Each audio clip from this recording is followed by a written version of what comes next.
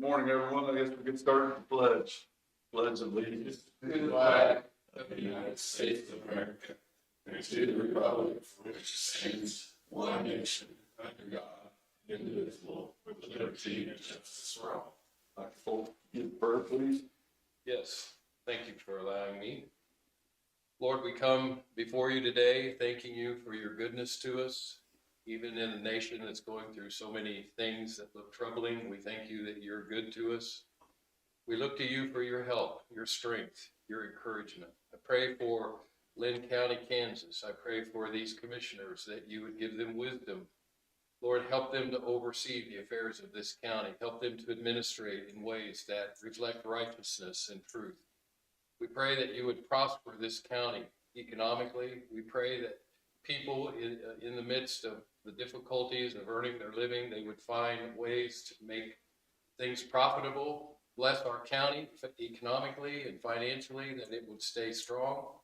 And Lord, overall, we just thank you that you're a strong tower that we can run to and find help. Bless these endeavors today as they take care of the business at hand. It's in your name we pray. Amen. Amen.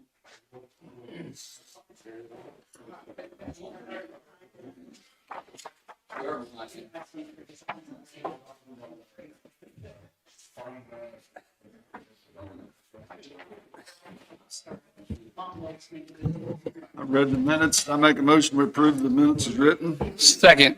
It's been moved and seconded. All in favor? Aye.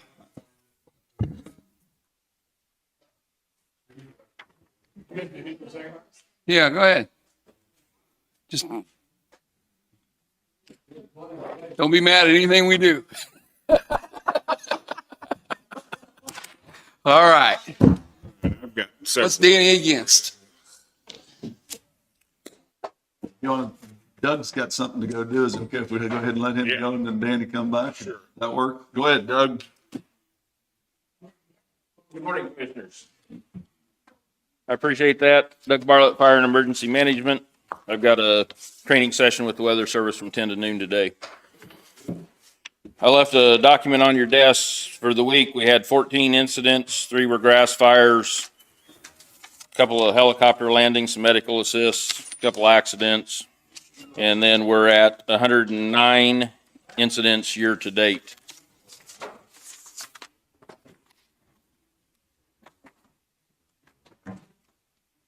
I have made a decision to announce my retirement as the Fire Chief and Emergency Manager for Linn County. I have served the citizens of Linn County for the last 15 years in this position, or almost 15 years in this position, which I believe probably makes me the longest serving chief of the department since it was reorganized back in the late 70s.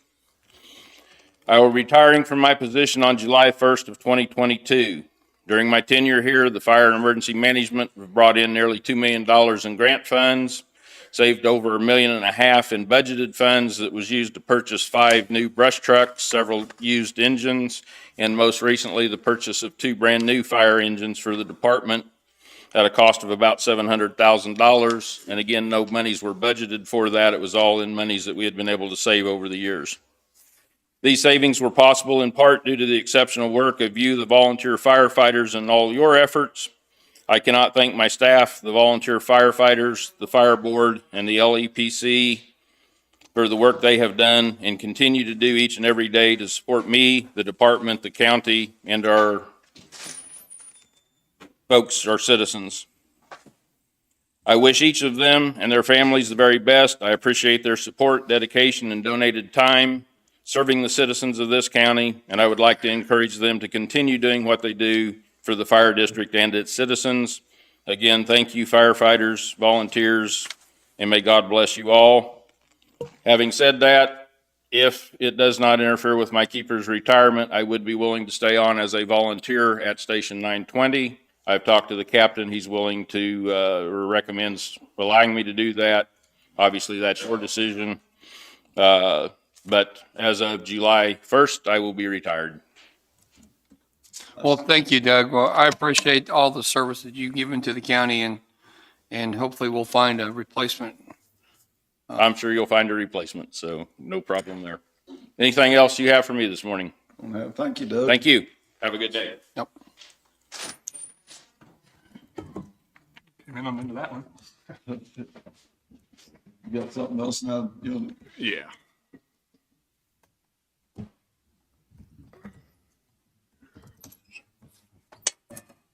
All right, we have, included in the bills today is River City's payment number 18 in the amount of $1,241,589.37.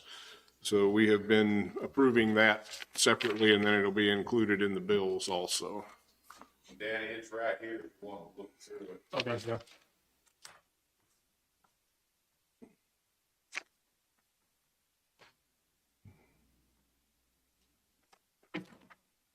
Is there a few looking? I'm afraid it isn't. Okay.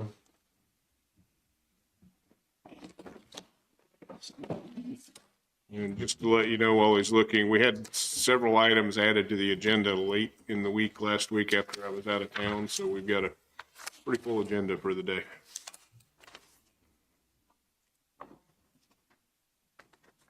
How many more payouts do they have? One or two, and then their retainage? One? Probably one more, and then their final, when they're all done. Yeah, there's still, shows 3.1 left was the balance to finish plus retainage.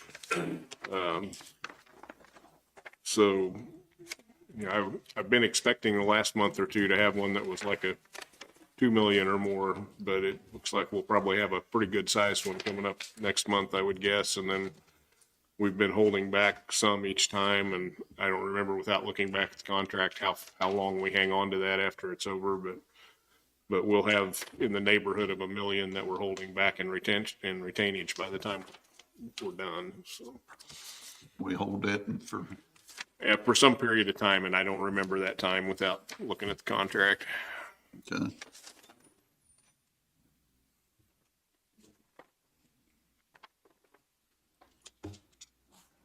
We look this and then approve it here later on in the meeting? Pardon me? We look through this and then approve it later on in the meeting? Do you want to wait and approve the bills later after that too then, since it's included in the bills? So with that, I do have a whole stack of abatements today. Most of these are the result of payment under protest hearings. It's abatements numbered 2021-101 through 129. Do you have a total on that or? Yes, it would actually be a decrease in the tax amount of $8,661.16. 8,661.18? A 60, decrease? yeah. I'll make a motion to accept these abatements. You had the numbers. Yeah. I'll second it. It's been moved and seconded. All in favor? Aye. All right, I also have the sheriff's report.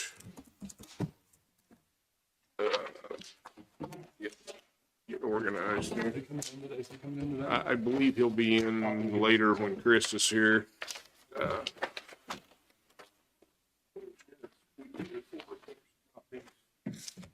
He just emailed that this morning. Okay.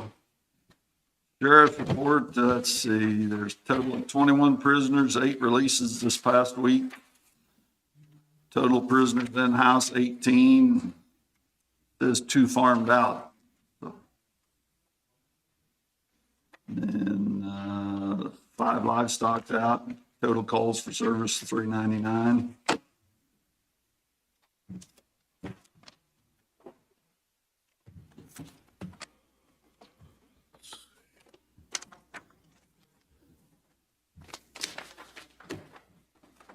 All right, I do have a resolution that's been requested by Public Works for surplus property, if you want to go ahead and deal with that now. We've got an old steam table from the Pleasanton Senior Center, an old riding lawnmower from one of the fire stations, and an old floor buffer from the maintenance department. Be resolution 2022-13. And from what Joyce told me this morning, she thinks most of these will probably just be salvage items. Didn't think there's much worth left in them, but they'll look into that and see if they can get anything out of them. Make a motion to accept this resolution number 2022-13 for declaration of surplus property. Second.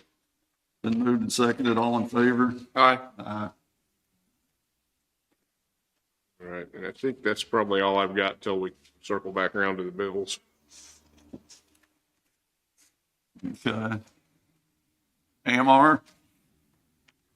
I guess River City's not here. Good morning, Galen Anderson with AMR. I'm going to pass out last month's monthly report and review it with you.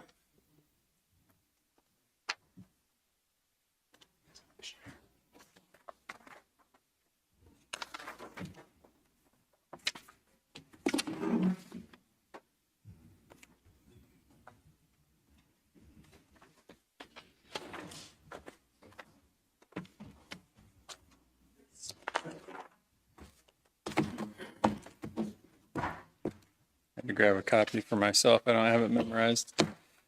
So to review, this is the ambulance data for the month of February. And break it down by city, by district, and go over some other details. Out of Blue Mound in February, we had 6 requests for transport and 3 actual transports. Out of Centerville, we had 4 requests and 2 transports. Out of Lacine, we had 24 ambulance requests and 15 transports. Out of Linn Valley, there was 11 requests and 7 transports. Out of Mound City, there was 13 requests and 7 transports. Out of Parker, there was 8 requests and 6 transports. Out of Pleasanton, there's 32 requests and 23 transports. Prescott had 1 request, no transports. In total for the month of February, there was 100 requests for ambulance service and 63 transports.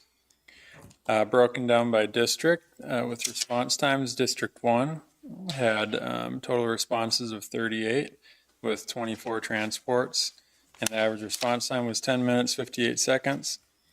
District 2 had 34 requests with 21 transports, and the average response time was 7 minutes, 36 seconds.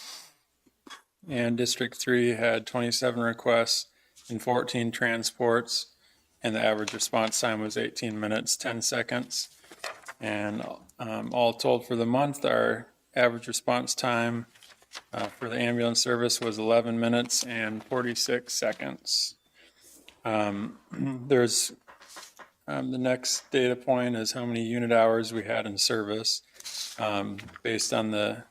Based on our schedule, we plan to have 1,344 unit hours in service, and we were actually over that. We had 1,367. So we're staffed 101.7% of our planned hours, and that was mostly for putting some extra unit hours in service when we knew there was going to be bad weather and potentially delayed response times.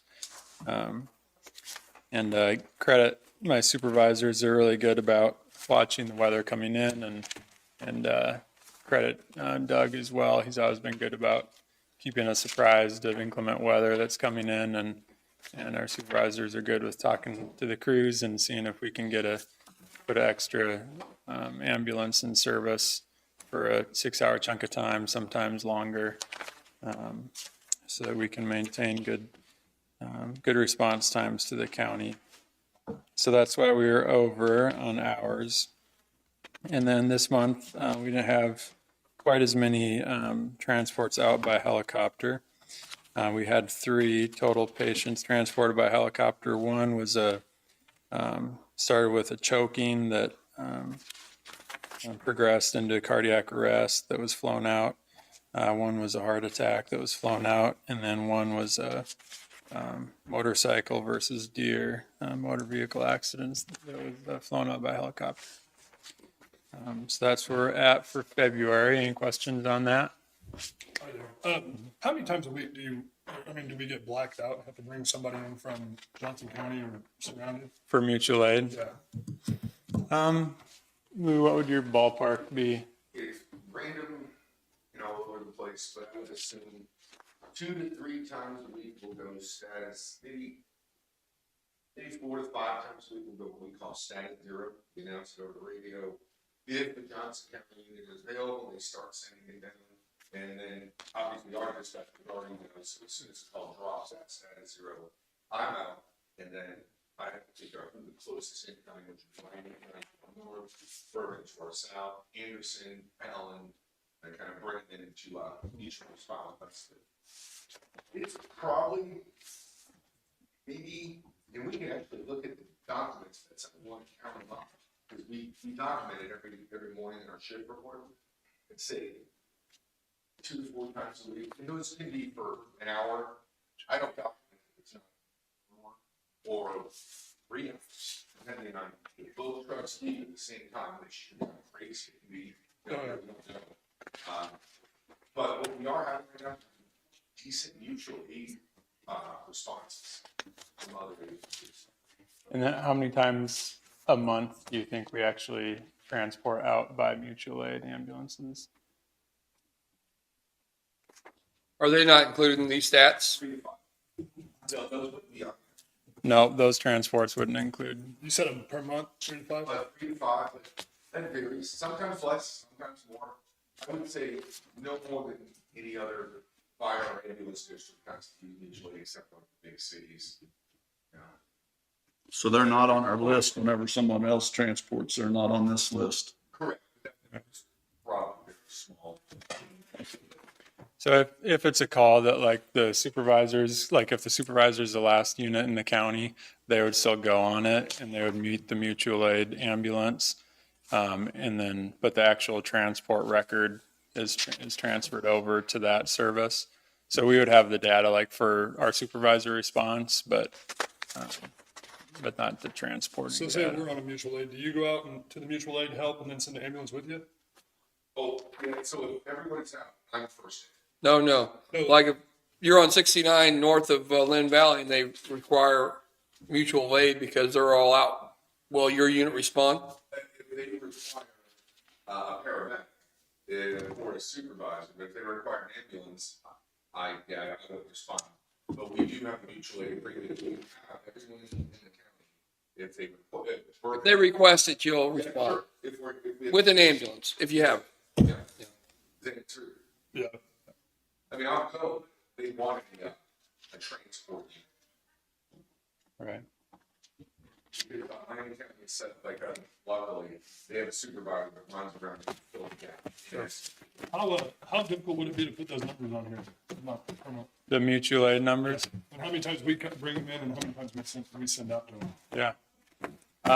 It's doable. I would just have to figure out which reports to run. I can look at including that. You want to get us another ambulance?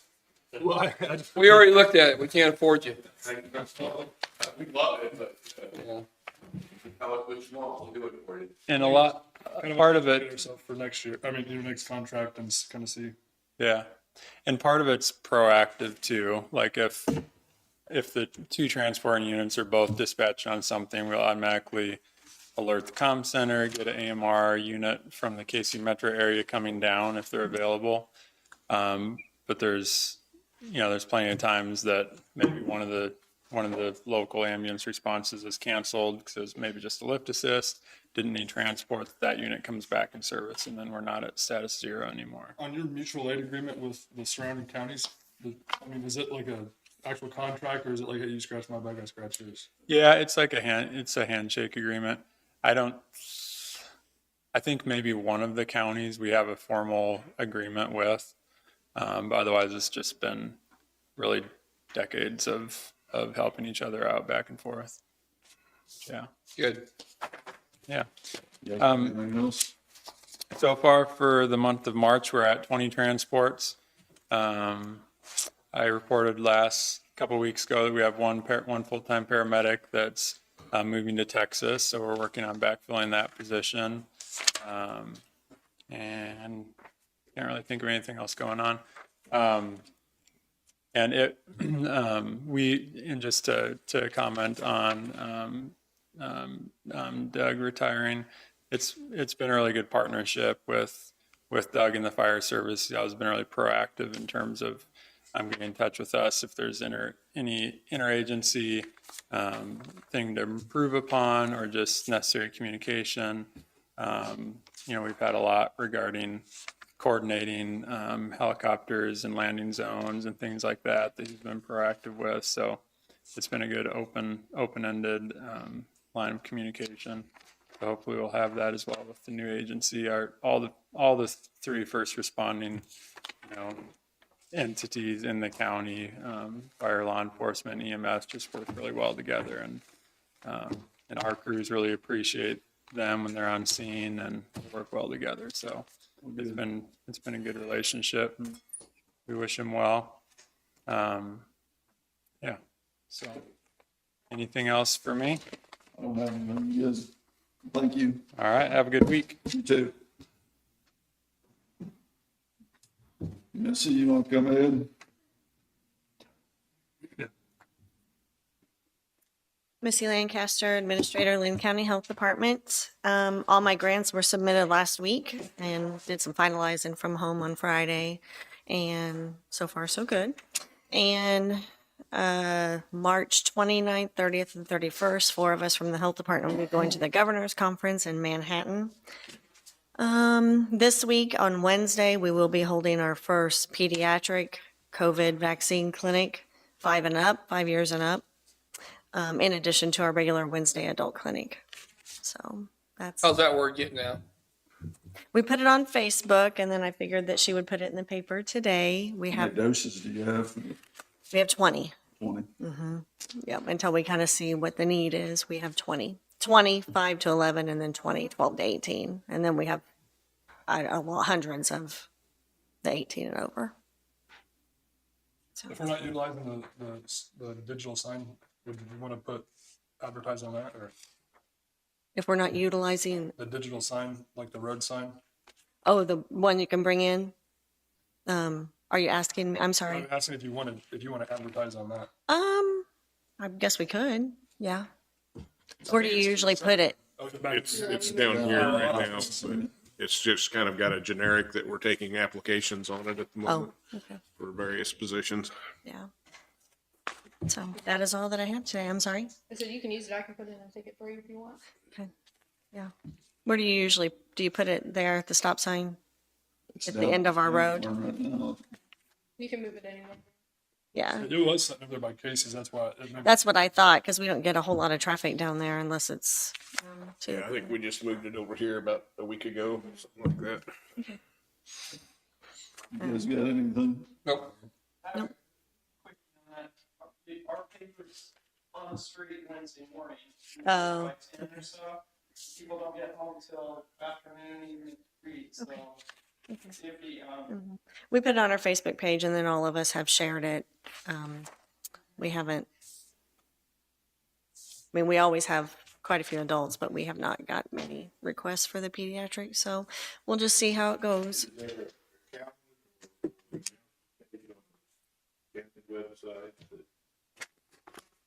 I think the calendar that's there is more just like the commission meetings. Not that we couldn't put something on the page.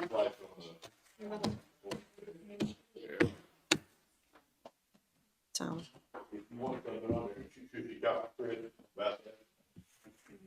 putting it on the county page. Yeah, He might put a banner on the. Probably be the place to put it. Okay, I can do that. Well, thank you, Missy. thank you. Thank you. Burton, you have something? Another update for you. Burton Harding, County Attorney. As you know, we've been looking at getting some new software for the prosecutor's office. We had a sales representative from Carpel come and give us a presentation and eventually sent us these proposals, which I've got for you today. Burton, is this a replacement or something new? Both. It's replacing the case management software that we've got right now with something Better? much better, much better. Yeah, so the software we've got now is at the end of its life. The people who do it have said they're not going to continue to support it. We don't have an end date just yet, but we know that we need new software. There's a map in that, you'll see somewhere in there that shows Kansas and all the counties. I think there's 30 counties right now that use it. It's hard to find a county that doesn't touch a county that uses this. Did you call any of those counties to see if they? Yes, I've talked to Anderson County and Bourbon County, and so Bourbon County is moving to it. They don't have it just yet, Sure. but with the training they've done and what they've seen, they're very happy and satisfied. Anderson County, or I'm sorry, Allen County, I apologize. Allen County has had it for a while, and they are very happy with it. So Anderson does not have it, but it's Allen County. No, Anderson does have it, but I spoke to Allen County, not Anderson County. Okay. They both have it, but when I spoke to the prosecutor's office, it was Allen Gotcha. I spoke to. The presentation they gave was impressive. We're very happy with the functionality they've got. And again, every surrounding county except for Miami uses it, but I know Miami County is considering that, and I anticipate they'll probably select it too, which is another plus for us because in the county attorney offices, there will often be, we will sometimes borrow each other's staff or help train someone. There's some flow between staff, and having the same software in all offices will be really helpful for everyone. So I like it quite a bit. I have reached out to 2 other software companies to get them to come by and give us a sales pitch or a bid or something, and they just haven't gotten back. We've tried by phone and by email and haven't gotten back. I don't know if they're just not interested in. So none of the big counties are. Is there a reason why they? So I can't necessarily Johnson said you speak for them, but Johnson County tends to just do its own thing. Okay.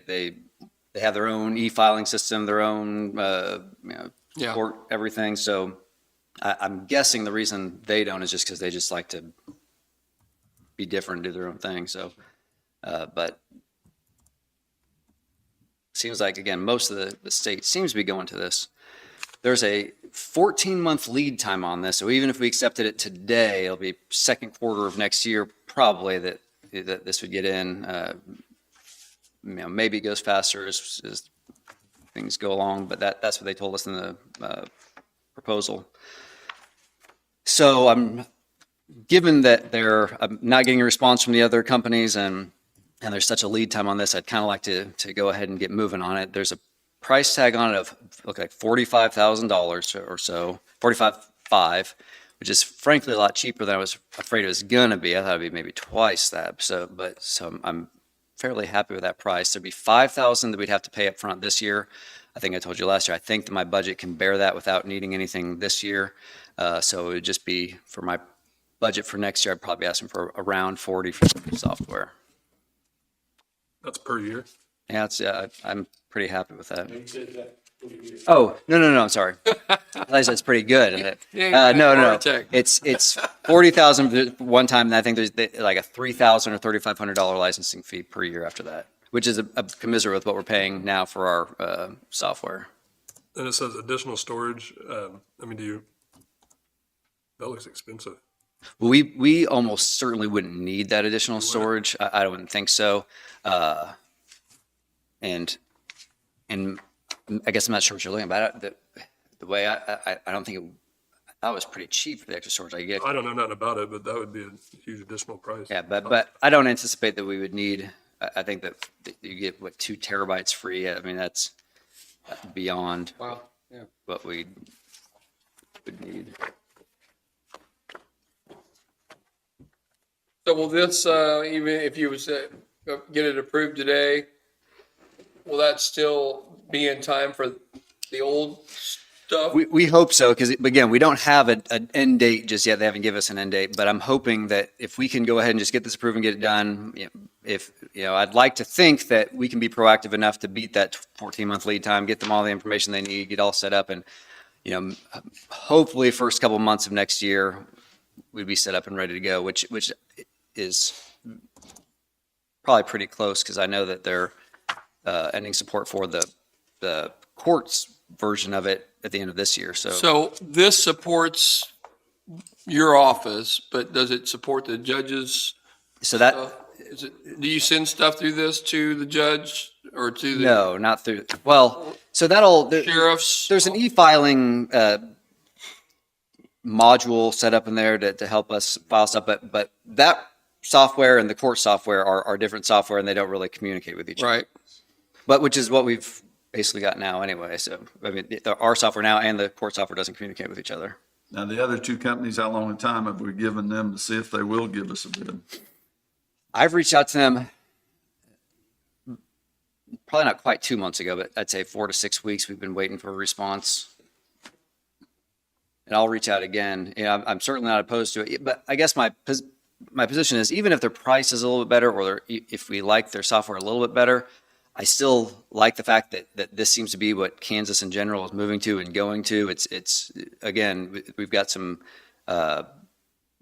functionality to go between counties and have that same software. And the fact that it's been tested and people out there like it means a lot to me than an unknown that we don't necessarily know who's got. But again, if they come in, they've got a proposal and they've got 50 counties in Kansas, then maybe that's different. But they just haven't responded, and I don't know what the answer is.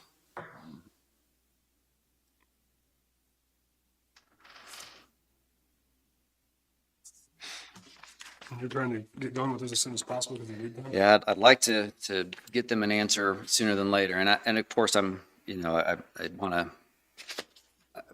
I had it kind of in my mind, wait at least a couple more weeks to see if one of those other companies would respond, but I haven't heard anything yet. And again, if they do, it's hard to think that they'll do much at all. You can't function without a program. Is that correct? We absolutely need to have the software.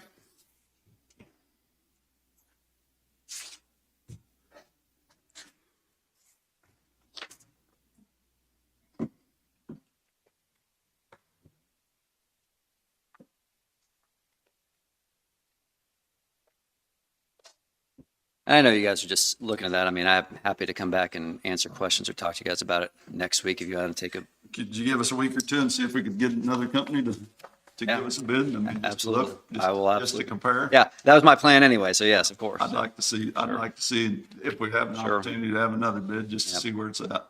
I would also like to see that. So I'm happy to give it. Would Chris have to be educated in this? I mean, So Chris sat in on the sales proposal and he had a lot of good questions from him. And actually the guy was real impressed with what Chris had already set up here for us in the county in terms of the court calendar and docket being pulled automatically and integrating that with their software and the way you've got but the sheriff's software Zerker will interface with that and communicate with that. So, which is one of the things that's really nice about it in terms of, a sheriff's deputy or police officer will, type up the report and put their information into their software.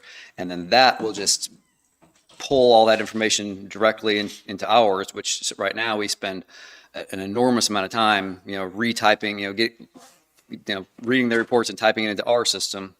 So it's hugely better than what we've got right now. But yeah, so Chris knows about it. He will need to know about it, but he's been a part of this every step of the way so far. So.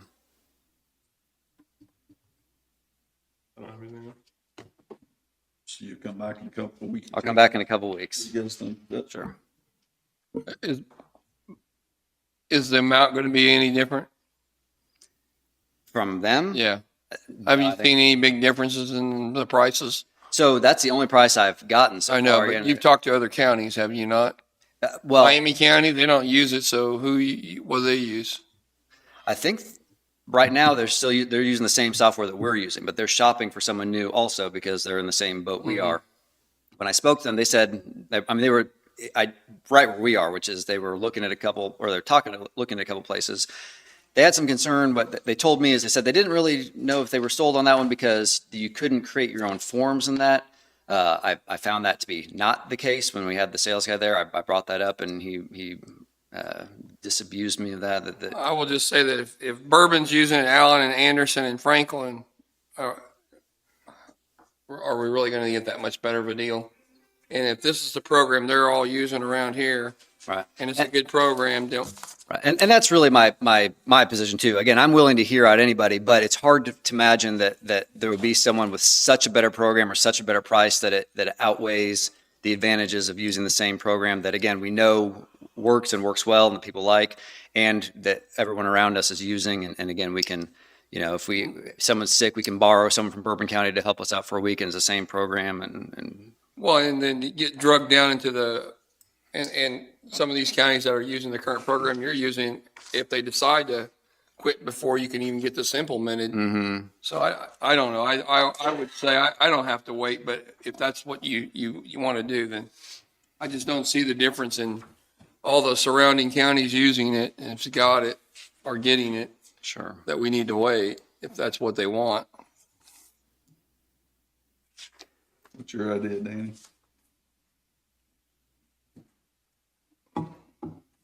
No, I just don't want us to, I don't know, I mean, I don't know nothing about it, I know the price now, but, I mean, I don't know. Are we gonna get restricted in, you know, if we get in here a year, are we gonna be restricted where we have to keep paying $15,000 a year to use their program? I mean, Well, is it gonna keep going up? Are we gonna be in this situation again? So didn't we go through this with the fire department too?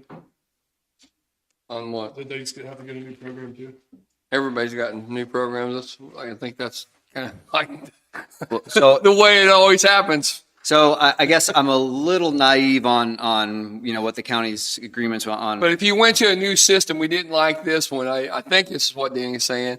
And you wanted to go to a new system, can we get out of that one? But if we went into a new system, we'd be paying that initial fee. Right, yeah, I'm sure that we can get into system anytime we wanted. We just have to pay $40,000 every time we switched. Yeah. So I don't, but again, that's one of the things I like about this is that this is one of those, it's not like an unknown where I've been to Allen County, I've seen them use it, I've interviewed them about it and they like it. We've had the sales guy come and show us, of course, you know, You say Anderson has it or? Did I say Anderson? I keep saying. No, you said Allen. No, you said Allen. Yes, Anderson does have it, yes. Anderson has it. Yes. Yeah. Anderson, Allen, Bourbon, Franklin, And I suspect and all the way to Miami Douglas. too. Yeah. And then in the corner, you got Labatt and Cherokee. And Miami's still on the fence, but again, I'm guessing they're going to go to it as well. But So it must not be or the giant counties like Sedgwick and Johnson, they must have their own stuff. yeah, I think they've got their own deal. Yeah. But Probably got an attorney to do it. I like that you know, this is something that I know it is at least not an awful system. There are people who I know and I respect and trust who use it and like it. And, you know, that's one of my worries is even if someone, you know, if we get another company who responds and has a $30,000 price tag, I don't know who's using it. I haven't had a chance to talk to them. And that's one of those, it's a little bit. And it's not like this price is going to go down by waiting 2 weeks. And the only reason I would say let's do it now, and that would be my idea, and I'll throw it out there, and I won't make a motion if you're going to say no, but is we've already got several surrounding counties using it, and that's the program that it seems to you think makes the most sense for our county, right? Yes, that is my opinion. Yes. So that's my 2 cents. I'm done. What are we doing? I mean, I don't. Well, I'll just say, my mind's really like Jim's. I was going to wait a couple weeks anyway, just to give everyone a last chance. I mean, 2 weeks isn't going to kill us. I can wait till April 1st You don't think 2 weeks is going to change either way on how Well, fast we'll get them? Yeah, I think that it's not going to make or break us at the end of this. I mean, I can pull the trigger today or I can wait 2 weeks. I think it'll be pretty similar. Well, you're saying this, if something comes along and it's a little cheaper or the same price, you're going to still want this program probably. Most likely, yes. Well, what I'm saying is there's 30-some counties here and there's 105 counties in Kansas. So, I mean. And everybody's trying to figure out that's on this old program. To figure out which. Yeah. So like Miami, for example, is changing and hasn't decided yet. And I think they're going to go. That's probably not a fair county because they're so much bigger than us. Yeah, but there's a lot of counties that may be in that same boat. Yeah. But you look up there and you see Leavenworth is doing it, Douglas. So, I mean, that's a pretty big county. And one of the things you'll see in that information is they service, I think they point out that they're doing a county in, I want to say like Minnesota or something. The whole county is 900 people.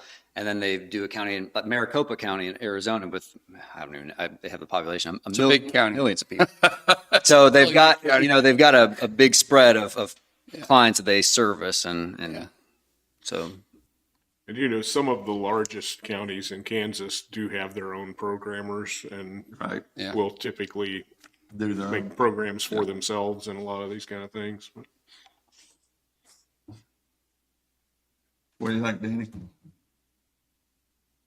I'm probably not gonna reach out to any counties and ask them about it, truthfully. I mean, That's fine. Well, I have, like I what said, do you think you need? I mean, well, we need a program, I mean, a software, and these are the only people who've reached out to us and have come in and responded to our emails and calls. They wrote us up that proposal, and what do we pay? What do we pay now?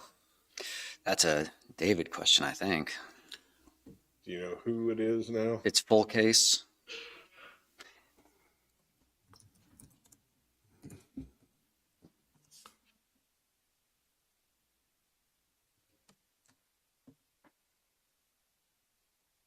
Yeah, I don't see anything in here listed as full case, so I'm not sure. So I think the licensing the licensing fee we pay right now is in the neighborhood of $1,500 to $2,000, I think, and I'm not sure about that. This one is $3,500, I think, or $3,000, $3,500. So it's a little bit more of a licensing fee each year, but it does come. Is it a fixed licensing fee for the life?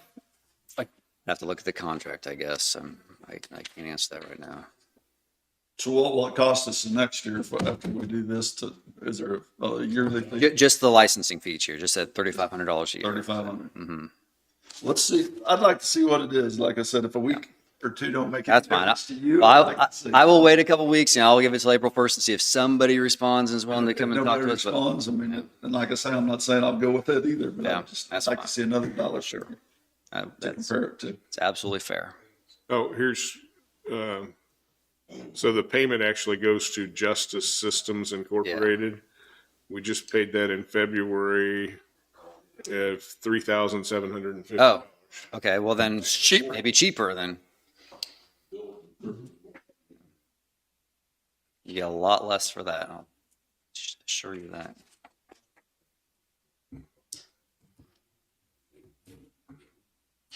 You good with that, Danny?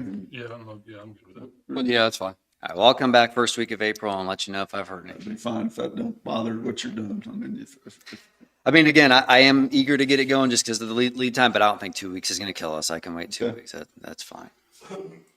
All right, that's all. I've got. Nothing else? Nothing else going on? I mean, same old. We're getting ready to get in there and Come here and want money, God dang it. Tell us what's going on over there. ramping up, getting ready for jury trials. I've been talking to the defense attorneys quite a bit, seeing what can be worked out and what can. I've been on meeting with victims and their families and kind of getting their position, what they're comfortable with, and we've got. So have we not had one jury trials? We are not able to have jury trials. Right. We don't have any. Since what year? 2020? Yeah, 2020 was our last year we could have had jury trials. We could, and even then, I think they shut down courts March or So is it, yeah. so the whole time is just been a long list of, if you can't come to an agreement, we're just going to put you on the list to jury trials? Basically. And how far are we backed up? Or we only have a few? No, we've got several. And I don't have a number for you. I'm going to guess of my caseload, there's 5 to 8 cases or so. And I think Justin's got several too.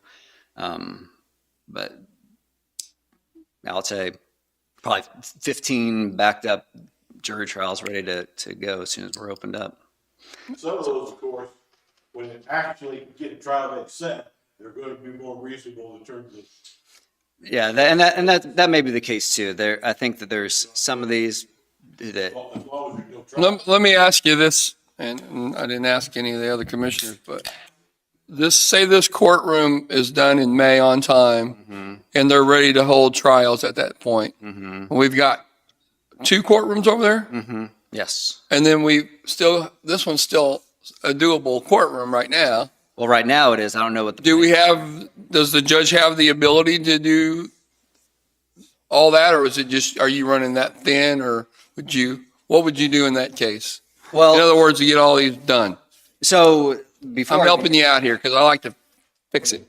take more bailiffs and everything else. Sure. Well, let me predicate this by, a lot of this is out of all of our control. It could be, I don't expect this to be the case, but it could be the case. We get that open and the Supreme Court, the chief judge says, still not good enough. We still aren't ready to have jury trials. We need, this facility's not good enough for. We're going to fix it. We're going to change this here pretty soon over there. So I'm just, opportunity was there. But I don't expect that to be, I don't expect that to be the case. I expect that when we get open over there, they're going to approve us for, a jury trial plan and say that we've got the space and, we'll select our juries this way and whatever. But I think to answer your question, do we have the ability? I mean, if we set one jury trial a week, I guess that's maybe feasible. What I'm going to run into, I think, is that you have constitutionally, until pre-COVID, you had 6 months between your arraignment and when you could have a jury trial. That's been paused, so that time is not ticking, but that time is going to start ticking again once they approve us to have jury trials. So of the 10 hypothetical trials we've got out there, if one of them had expired, 5 months of their 6 months prior to the COVID restrictions, then we've got 30 days to get them to trial. And that might be a logistical problem, or maybe it's not. We'd have to look at where everyone is and what cases have been sitting longest and all that. But that's going to be a problem. The staffing will be difficult because we're still going to have all the dockets, and we've only got so many attorneys and judges to do them. But I mean, that's just something we're going to have to. Okay. But in theory, you could run a jury trial here and a trial to the court in the little room at the same time, in theory. In theory. You couldn't do one over there because they're not hooked up anything. But then we, if we have enough bailiffs and court reporters and court clerks and all. I got you. Then When are they supposed to make, did you say when they're making a decision on the judge? When is that? I probably this week, I It's think. good days. Yeah. Do that. What about our codes court? Does it have to be the district judge to do those, or can it be? No, it's not the district The judge. district judge appoints Oh, points, okay. code court. Is there any word on that? We don't have anybody. How far are we backed up on those? Oh, we've got probably 5 or 6 pressing. Right.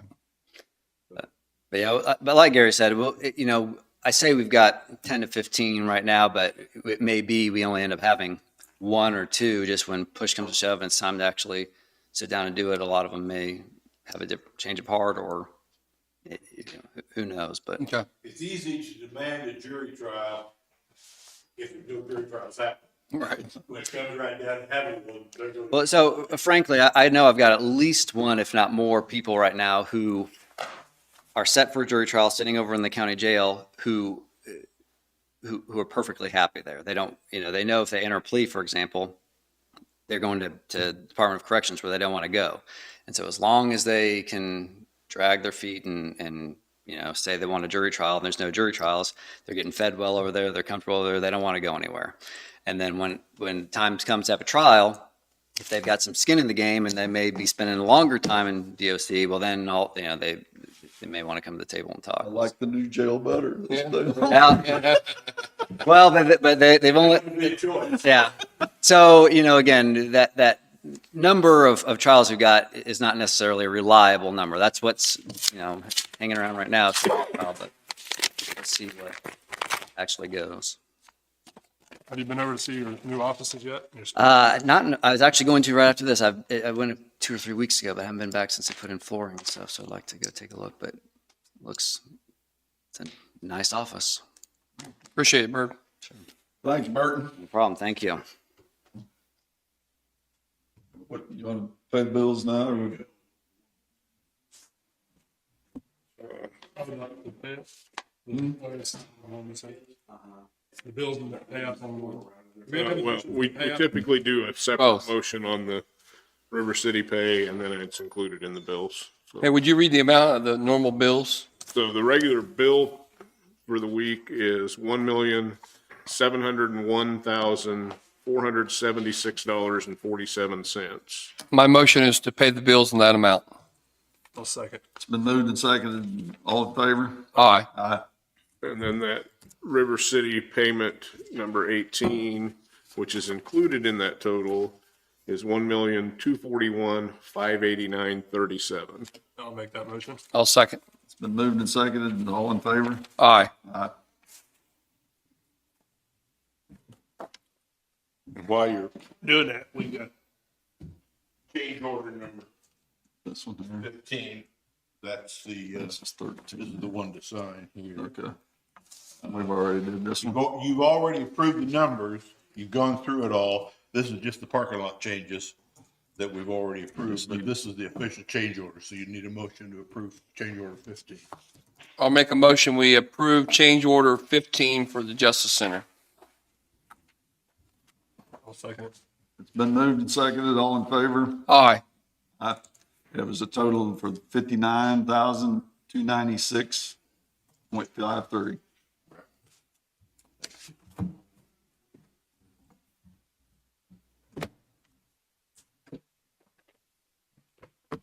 All right.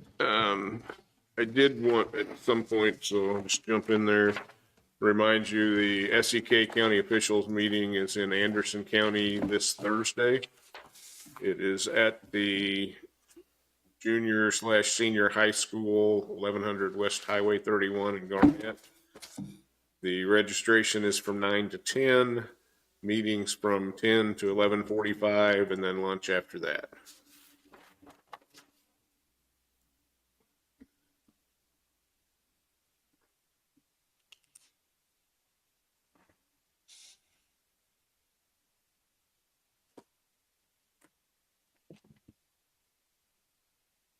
You have anything else? I think that's it for me. You have anything, Gary, besides? Yeah, I got one thing that we can bring up now if you want. It's not pressing. Okay. Who wants to go first? Okay. Jessica Hightower, Economic Development. I've got a draft of the broadband RFP here. I sent it to Gary. It's been several months ago, so several weeks ago. I don't know. But do you guys want a copy of this draft or? Yeah, sure, bring it up. Okay.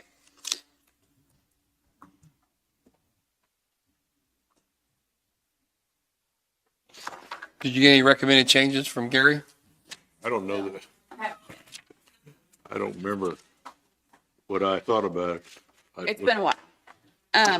So we are not changing the definition of broadband in the RFP.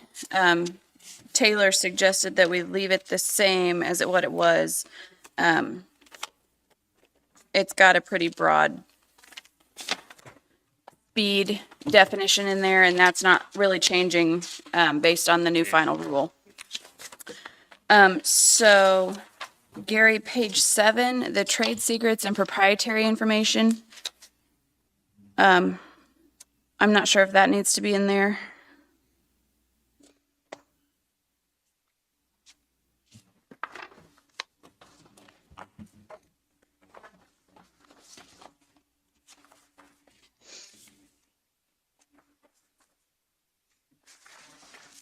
I think it's a reasonable inclusion. Okay.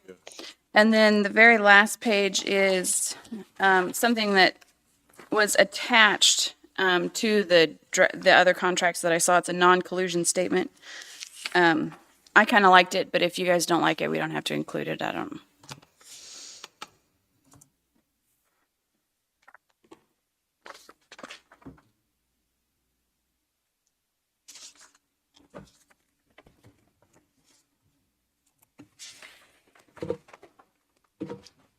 And this is just for the different places that we'll have it.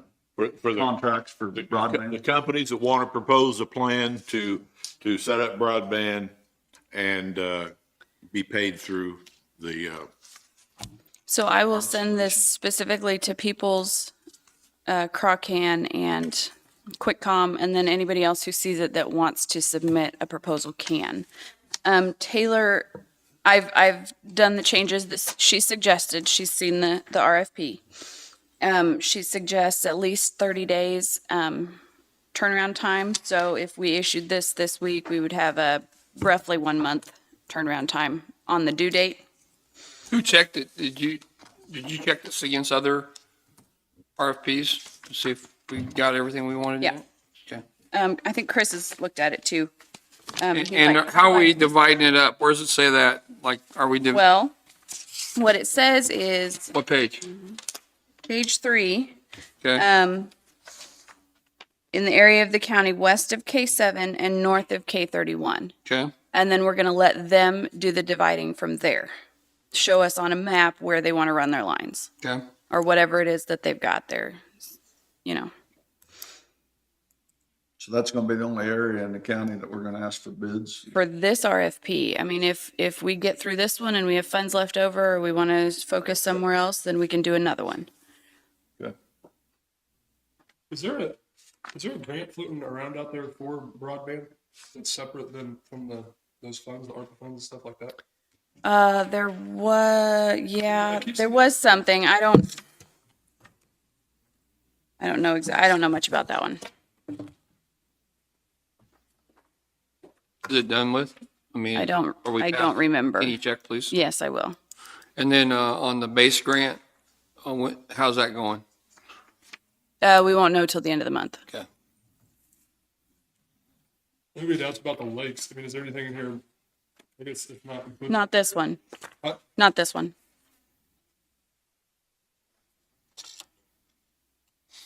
And we haven't designated amount of money either. We just want to see what they're going to throw at us. Right.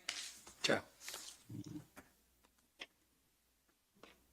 What do you need, us to vote on this? I guess an approval Yeah, you need for to approve her publication. going out with this RFP with a 30-day turnaround time.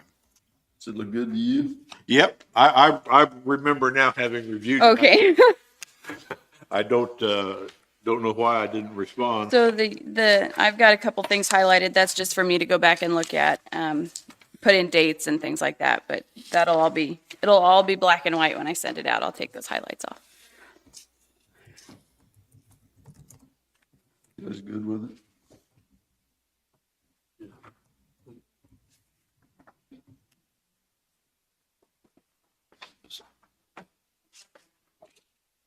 So have you got in your head how much some of this would, out of that money we'd be using? I don't know. Okay. I'm not an internet person. I don't know how much it costs to get it out there. I don't know. So we're just designating this a part of the county and telling them to get us internet there and give us a bid for it. I mean, that's pretty much. That's what we're doing. We're just asking for bids. And it's written in here that if we don't have to accept any of them, we can completely do it over again if we don't like them. So, Okay. I guess it'll be interesting. Seems like very broad, but we kind of wanted it that way. yeah, I know. I think I know. We can See what kind of craziness we Just get. different areas. Yeah, I mean, if they're just going to drop a hookup, man, it's there, and now I want my money, and there's one person at the other end is going to be hooked up to it. I don't know that we really helped If we anybody. can reject any and all bids, I guess. Absolutely, yeah. And the idea is they're the ones that know about how to do this, not us. Yeah. So rather than us telling them, here's what we want you to do. Right. We're saying, tell us what you would do and what part of it you would like the county to support you in. Well, and at that point, though, I mean, say Peoples and Qualcomm or QuickCom, and what's Croccan. another one? Croccan. Croccan and any more. Say they all come up with certain proposals, but they're all way different because they're going to do a number of different things. How do we balance that out? Well, then we decide are we I mean, going- they'll know figures and everything by then. At that point, then we determine, are we going to divide this up into 2 or 3 areas and let each of them have a part of it? Or are we going to give it all to one of them? Or Basically have to go off the number of people we're serving each time. I mean, that would be a factor at least. Yeah. a factor whether we're getting 500 people or 50.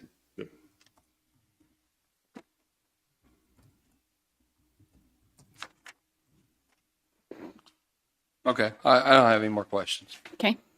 You want to make a motion for this or? Yeah.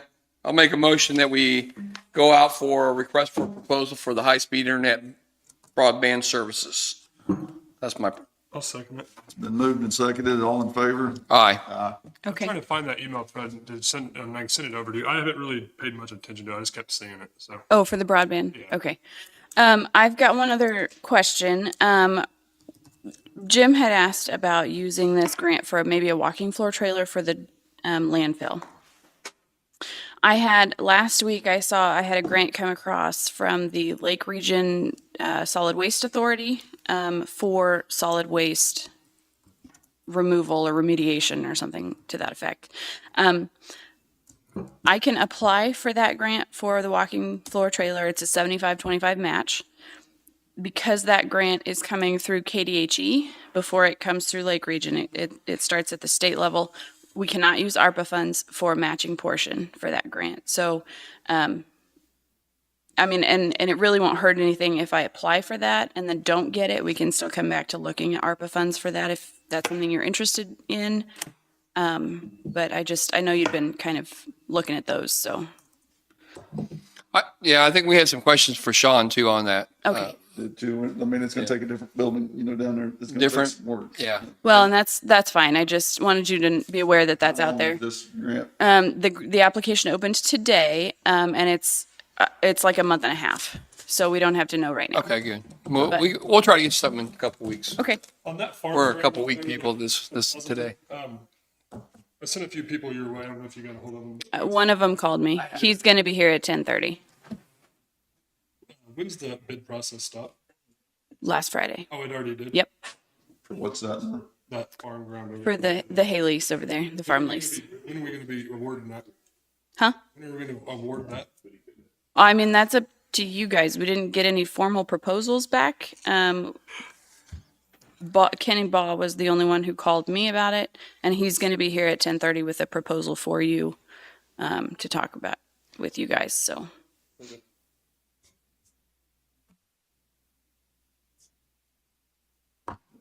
Anything else? I don't have anything else today. Do you guys? I don't have anything. You? Thought you had a big factory or something coming in. Not today. Okay. Thanks, Jessica.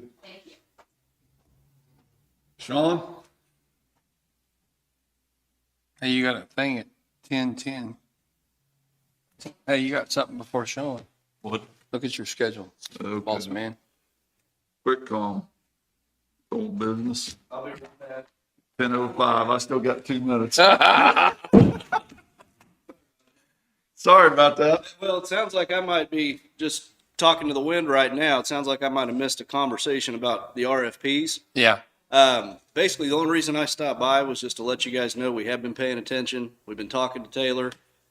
Chris Jensen from Tanglewood Lakes has gotten in touch with us, wants to look at one of our tower contractors, maybe trying to help them out down there. But I just basically wanted to stop by and reiterate, we've still got the window open for our initial proposal, which was the 300 to do the western counties or the western loop there with fiber. So at this point, though, it sounds like maybe I better talk with Jessica and just keep an eye out for this RFP. So, Yep. Yeah, you're good. okay. Yeah. Thank you, guys. Thank you. Come in lower on your price.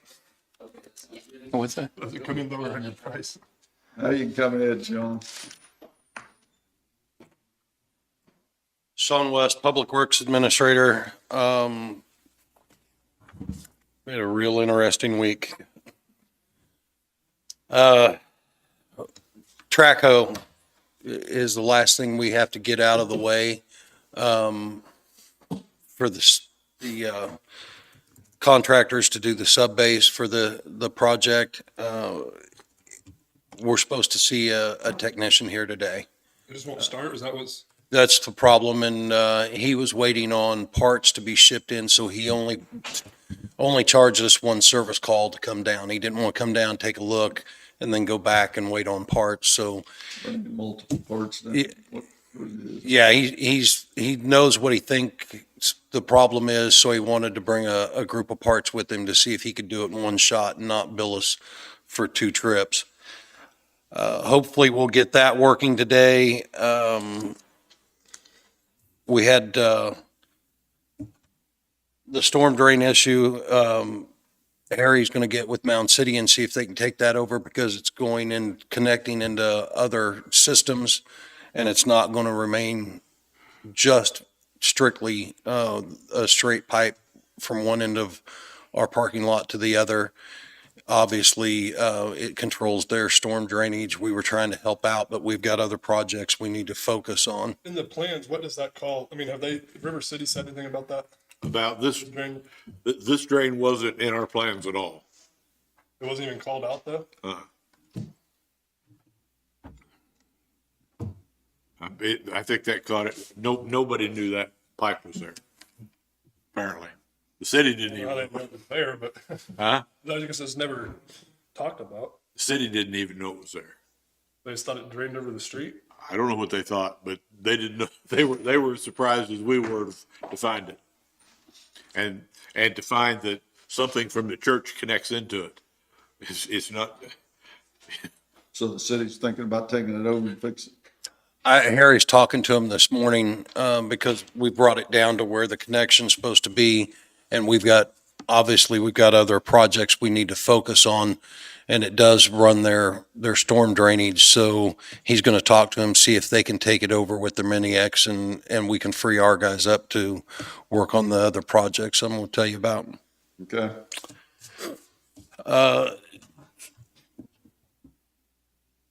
There was another issue, as far as, the depth of the subgrade. We're still going to look at the power line going across and also our sewer from this building, that both of them, one's already been done, one will have to be done in order to get below the subgrade. I believe that will be done maybe today or tomorrow. But we've ran into some setbacks and some slowdowns on getting this done. And most of it's just unexpected finds in the subgrade and equipment repairs that are needed.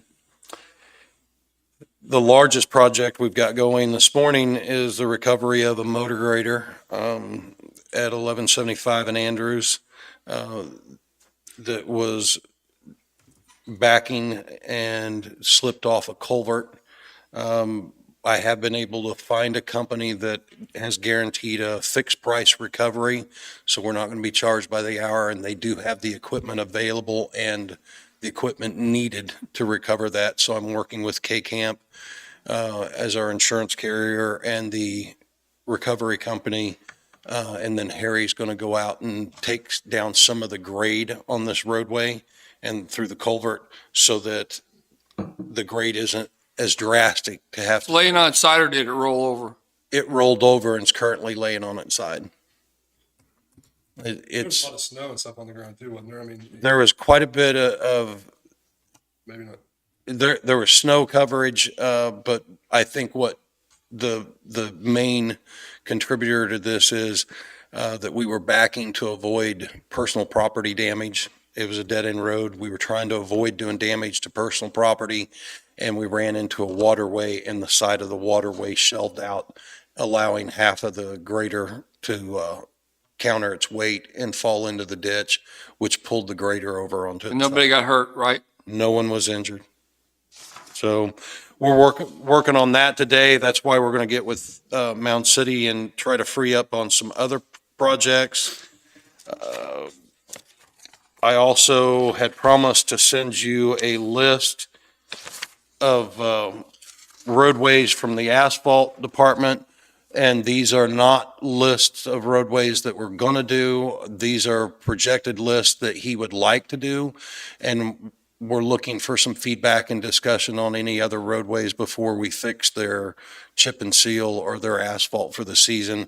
So this is his half of the discussion that I'll bring to you probably next week, and bring Todd in either next week or the week after, depending on your schedule, and see what we can work out to see if we can come to an agreement on what road projects we want to do for the year.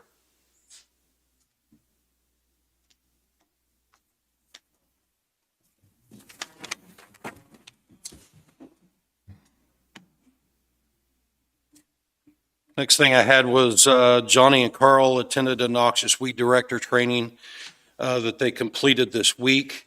We'll know the results of the testing hopefully this week, and then Johnny will be in to give you the noxious weed plan for the county, the year plan that he's directed to do by the state. He'll bring it in next week and be on the agenda to meet with you next Monday.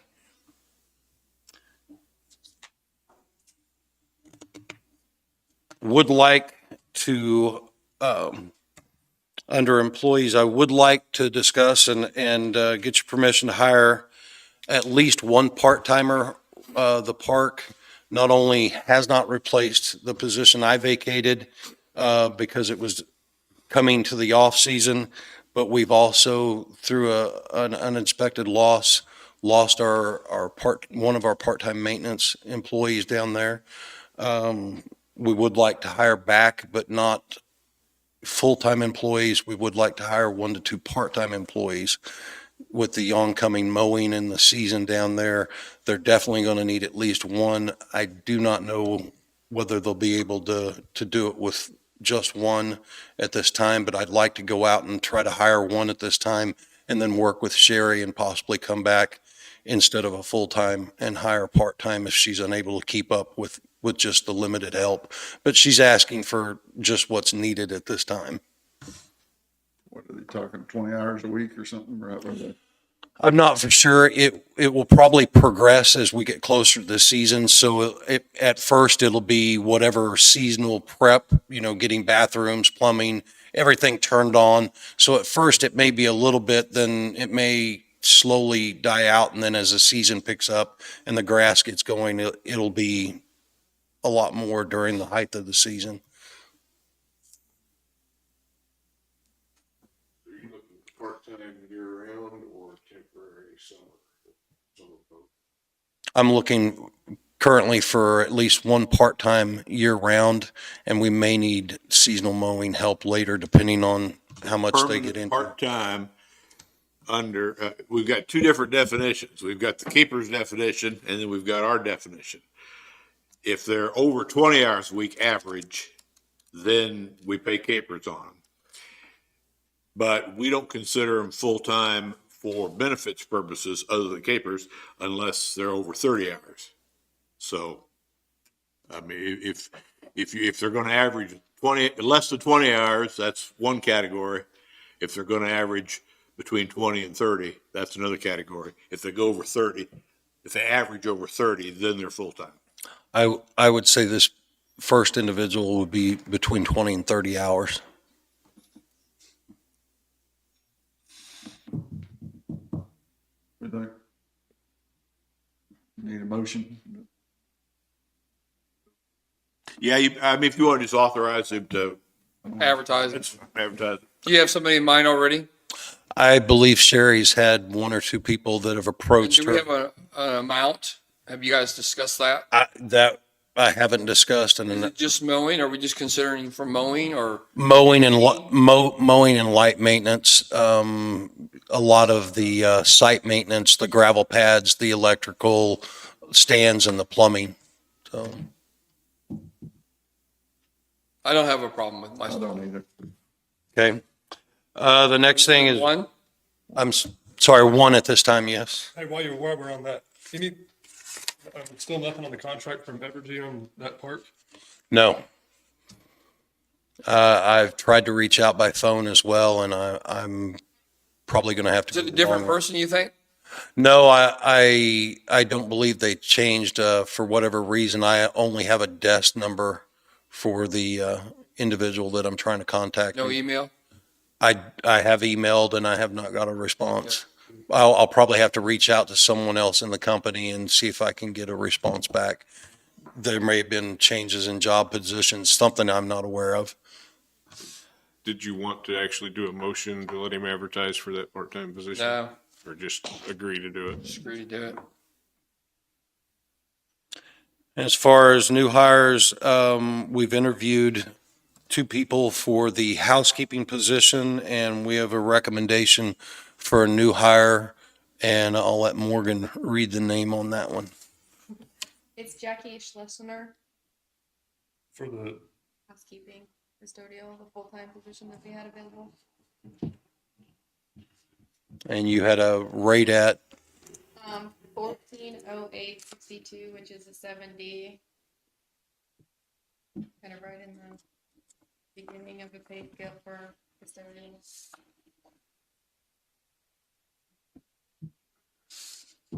and do we have like a basic job description of what she's gonna be doing, where she's going with the sheet? So before we get her started, that's something, because I requested from Rick to get me what he currently has. It's gonna be a remake of a list of things that need done, adding the new buildings and stuff onto it. So I'm currently in the middle of doing that.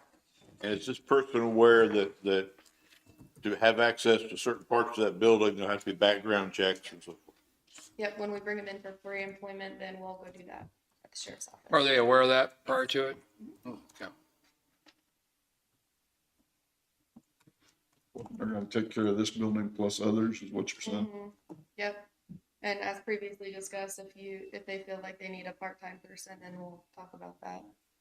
So you want to get her hired, get her in here, get her rolling, teach her. Yeah. She'll follow Rick around, with his hours until he feels she's ready, and then she'll go to a different hour set. I'll make a motion that we hire, was there any, Jackie Schlesinger, that what? a 7D140862. That's my motion. I'll second it.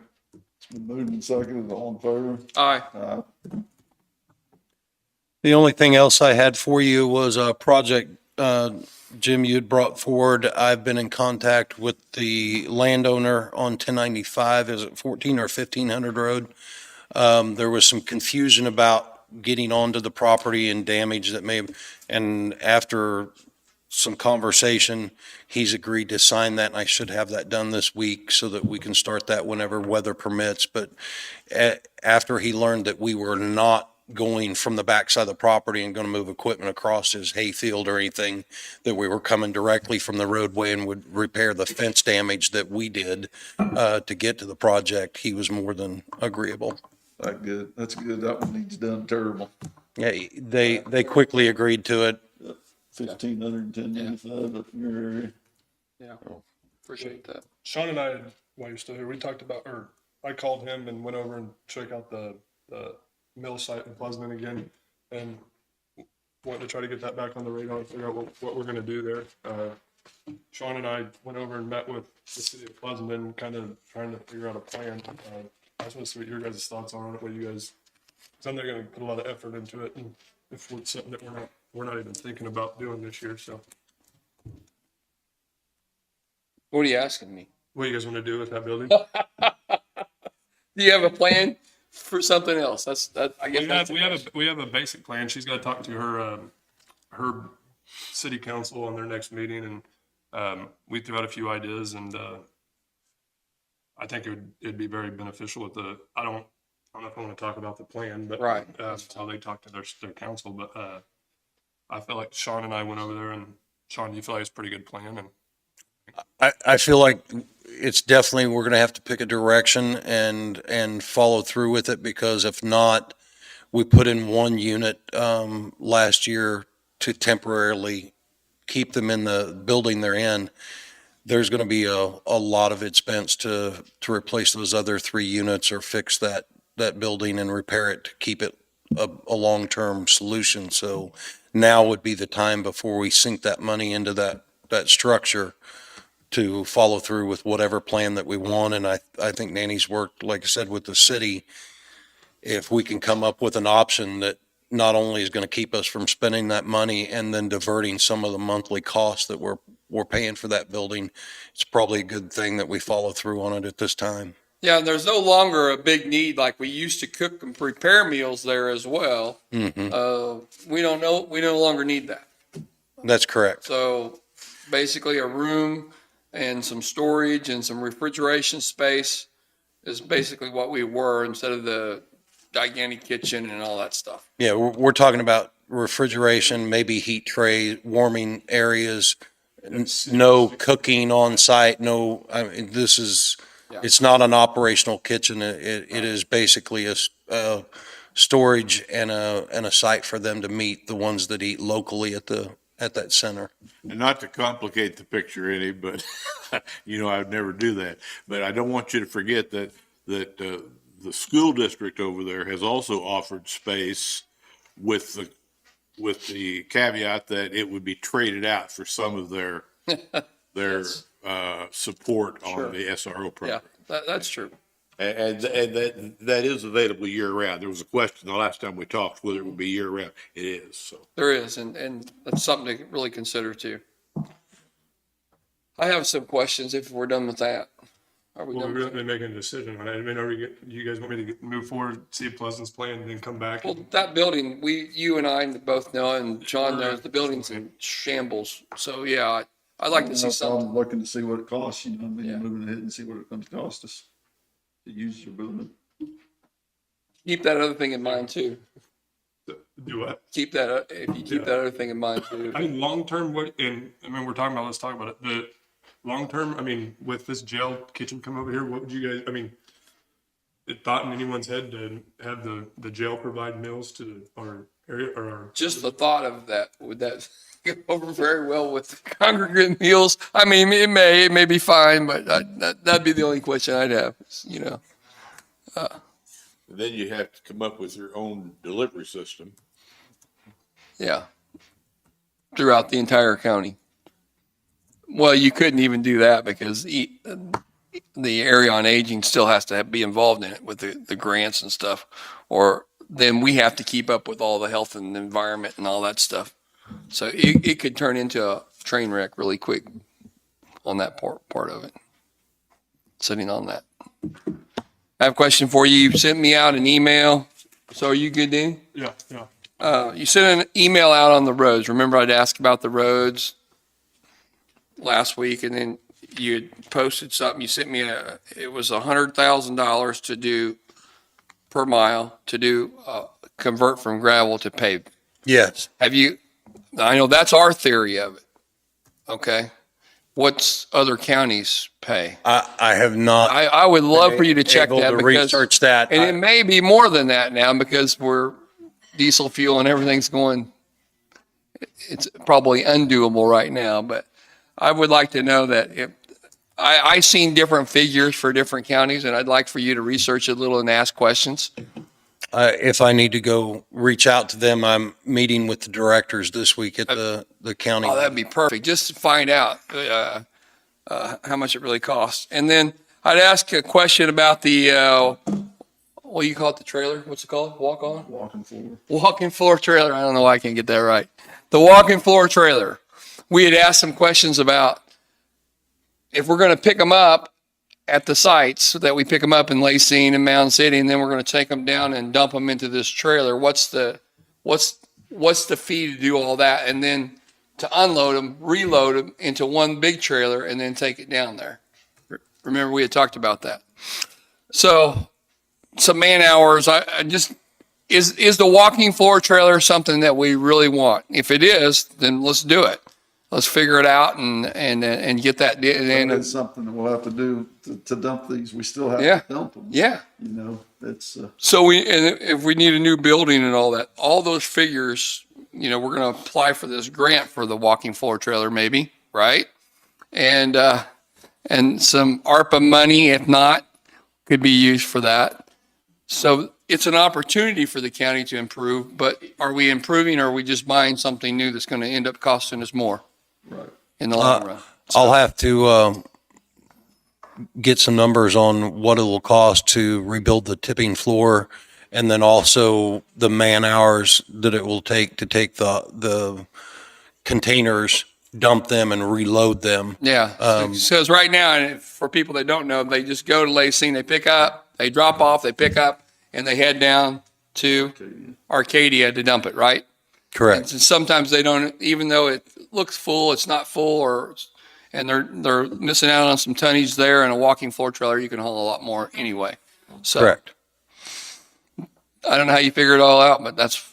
I'm not quite for sure. Trips from Prescott to Arcadia. Yeah. With everything else, we still got to get it down there. Yeah, yeah. And dump it. So. Yeah. We have to do repairs on that building anyway. I mean, right. Yeah. Sewage repair or whatever it is. Yeah, there were projected repairs to not only the tipping floor drainage, but also to move one of the bathrooms off a holding tab. Ask Sean too. Like I know Anderson County has it and Bourbon County does too.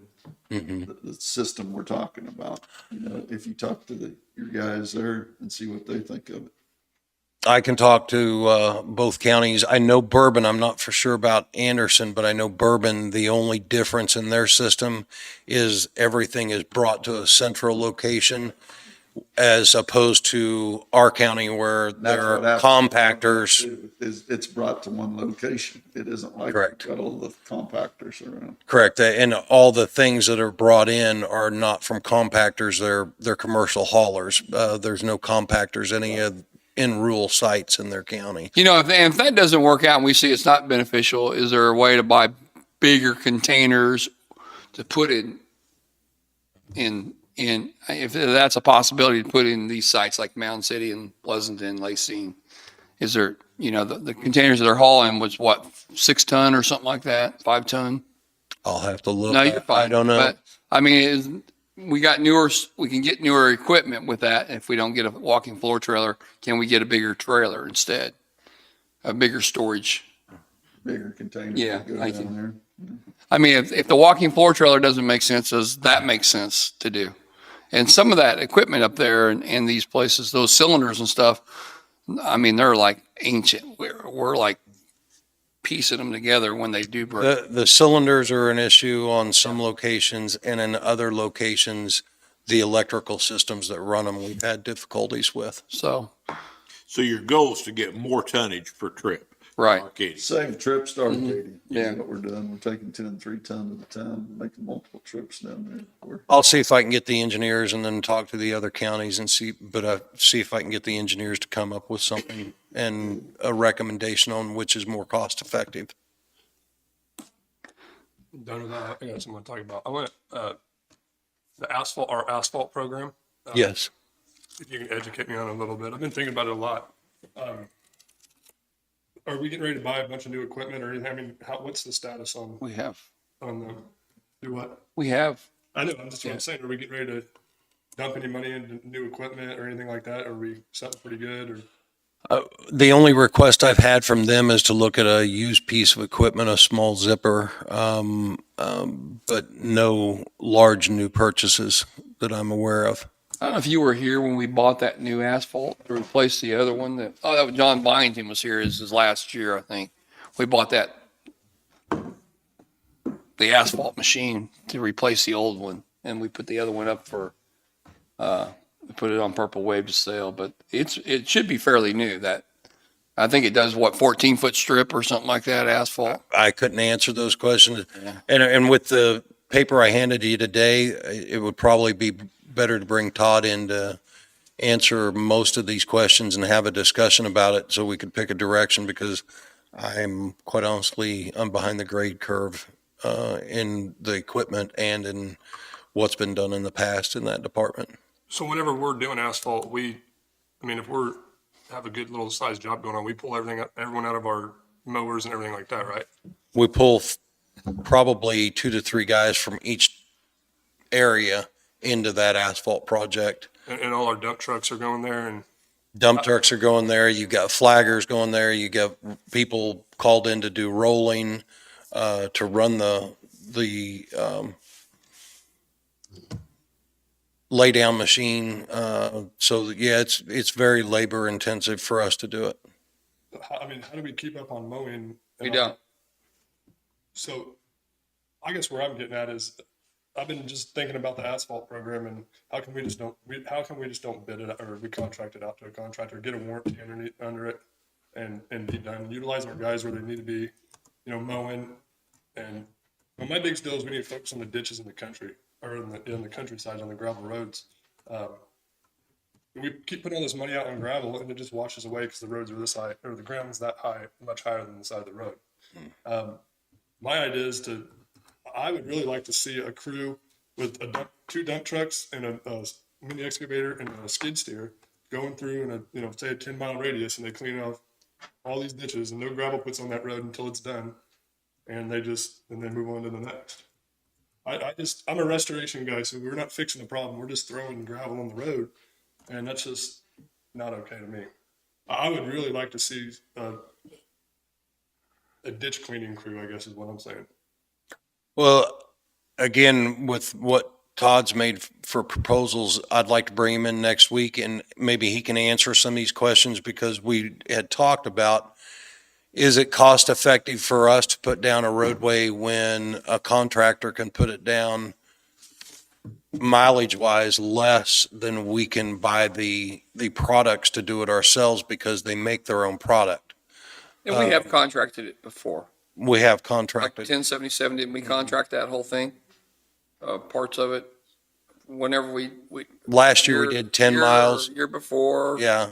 Yeah. Well, I heard Harry talk about it, they did, but then Yeah, and there, it was about the same cost or if not cheaper almost to do it. It may be a worthwhile discussion with Todd to find out the numbers and have him prep to come in and tell you whether we could utilize that department just for chip and seal and crack seal. And then when it comes down to the laydown, contract that out and use that manpower for projects elsewhere. Yeah, I'm like Danny too. I mean, I've been doing this for 7 years now, and we've never accomplished. Every year we do the same thing. It's a battle. We argue about it, and we do the same thing every year. It's like everybody pull your crew. We're going to go put asphalt down, and then everybody suffers. And then they said, well, it's not really a big deal because it's summertime, and for some reason, I guess gravel stays on the road in the summertime and not any other time. Well, Which we know is not true, but they're doing the best they can. I'm just saying we're not helping them. If we can do something better, maybe we should be doing I that. don't want them to take this as they think that I don't like our. No, I want no. to get information on it so that because I'm uneducated on it. And Todd's very well aware of the cost differences and things. And we do use him, like I said, for the chip and seal, the crack seal, and he's very versed in it. And I will give him your concerns. And then again, I'll bring him in next week and we'll have a working discussion where we can get some feedback from him because I'm absolutely behind the grade curve as far as giving you any realistic numbers or a feel for what that department needs or can do. I just about, that's one less thing we have to worry about. We have a warranty on a product. Something happens, we can point a finger at them and say, hey, fix it. I don't know. I'm for we've never laid a new asphalt road that I know of since I've been here. So we've got roads now that are gravel that have in short distances for a mile or two that have multiple houses on them, properties on them. We do around different parts of the area of the county. We should be making an effort to pave those roads. If there's 7 or 10, 12 houses on a mile road, and it's capable and we're feasible to do it, then we should be considering doing that to improve it, because all it's going to do is it's going to improve the value of the home, and that's not to increase your taxes, but the opportunity for additional people to want to build there as well. So, and then there's opportunities for emergency crews and stuff to get to, say, Linn Valley. There's an opportunity there I'm looking at my district, just saying, Taylor Road there's an opportunity for a back gate there. Not that the POA would ever want one, but if emergency services and people going to Lacine could go there, and as well as fire trucks or ambulances and police. There's some opportunities that be great to sit down and figure out that each district does, instead of just putting gravel down and grading every year. Each district does 2 or 3 miles a year to improve the county, because we're not getting anywhere for just putting gravel down continuously year after year after year. And sometimes we try to clean the ditches and stuff. Do you know how long it takes to do it takes that grader to do a section, like a section a mile? Like just one straight run? After talking to him, no, but I can tell you a lot of that has to do with the roadway itself, because some were just scraping out a small area, and then other areas obviously were ditching, a 7-foot path that's been silted back in. So depends what kind of ground you have around. If it's open ground, there's guys, we've cleaned out some ditches around the county that really look good on open farm ground, and they laid it back onto the property owner. property owners took the dirt back, you know.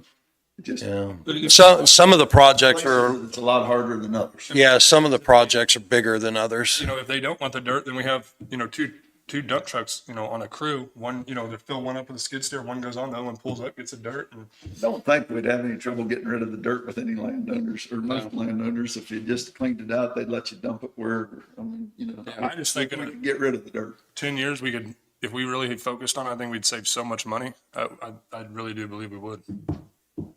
So, I think we need to get the water back in the ditch.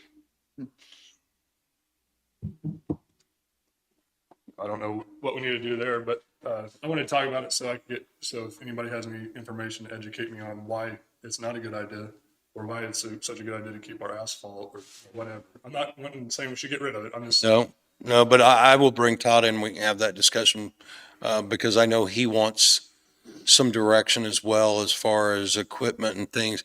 I don't think he had the issue as far as worrying about the program itself, but it would give him a directional path to focus on. And when he gets a path, he gets to the work rather quickly and is very, very easy to work with. So I think it'd be best if I bring him in and we have that discussion.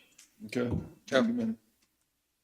Thank you. You know, it might be worthwhile at some point in the near future for you guys to just set a workshop like a noon to 2 or something, rather than taking up that, because this is a lengthy discussion, I think. Right.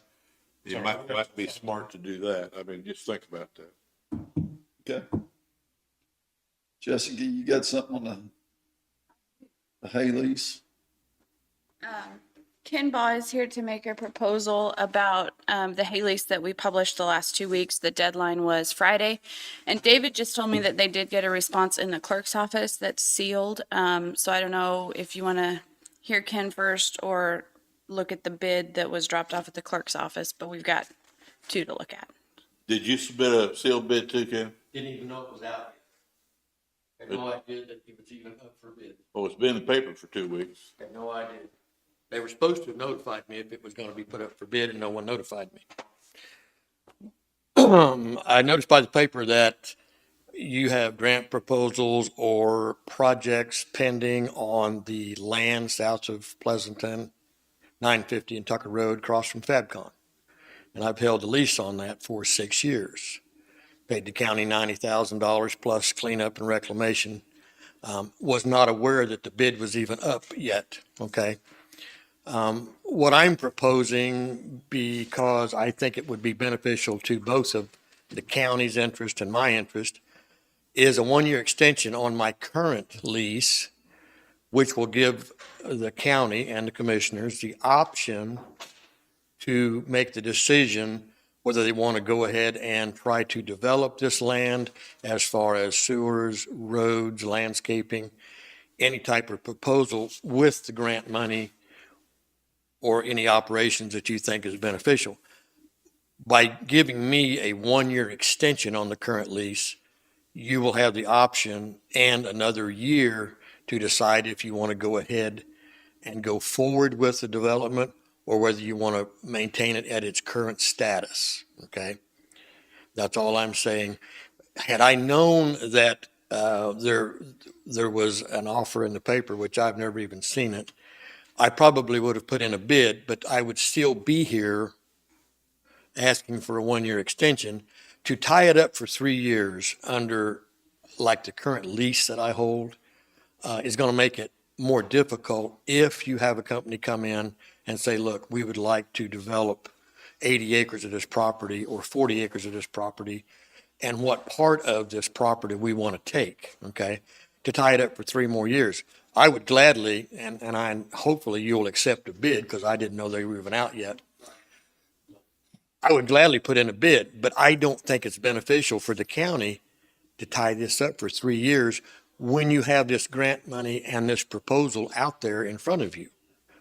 All I'm saying is extend my lease 1 more year, take 1 more year's option to decide what direction you want to go. At the end of that year, if you can't decide or have no proposals to develop it, go back to the 3-year bid and move on with that. Gary, Jessica, you guys got anything on it? I'm sorry? Do you have anything you want to add to it?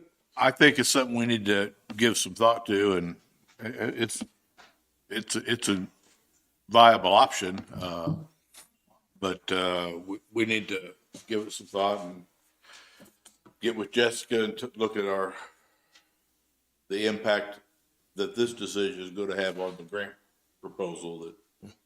I currently pay $15,000 a year, and in the last 6 years, I've paid roughly $90,000 plus whatever cleanup and reclamation I put in it on my own, which that's on me. The $90,000, that was lease money. $15,000 a year is pretty minimal compared to FedEx or 3M or a major corporation coming in. I would love to see development come into Linn County, okay? Which is another reason why I don't really see the benefit of a 3-year bid to tie this ground up. It takes away the commissioner's options to say, yeah, we've got 7 months left on this lease. At the end of that, boom, a company can take it over. Don't we have a certain amount of time to get out of the lease anyway, right? Yeah, the current lease says that if we have a sale of all or some portion of the land, that there is a procedure for terminating the lease on that. There's a buyout, but there again, that's more complications. So, Jessica, so say the grant, everything went through or whatever, and we wanted to start doing something in a little area. Is it something we can find out with the grant writer or whoever the grants that's given us? If like he could say he got it or whatever, and he could keep all his crop around it, and we just focus on this little area, or would he have to be completely, with the You're lease? talking about the certification of Yeah, like if the grant went through, would he go ahead and be able to lease it from us until we? I think he could. I haven't seen anything that prohibits him continuing to farm, or him or whoever continue to farm on the property. If we get the grant and while we develop, Right, that's good. I believe that it would still be, I'm trying to give the county and myself more options, specifically the county, just for an extension of 1 year. That'll give you more time to think about what direction you want to go with that.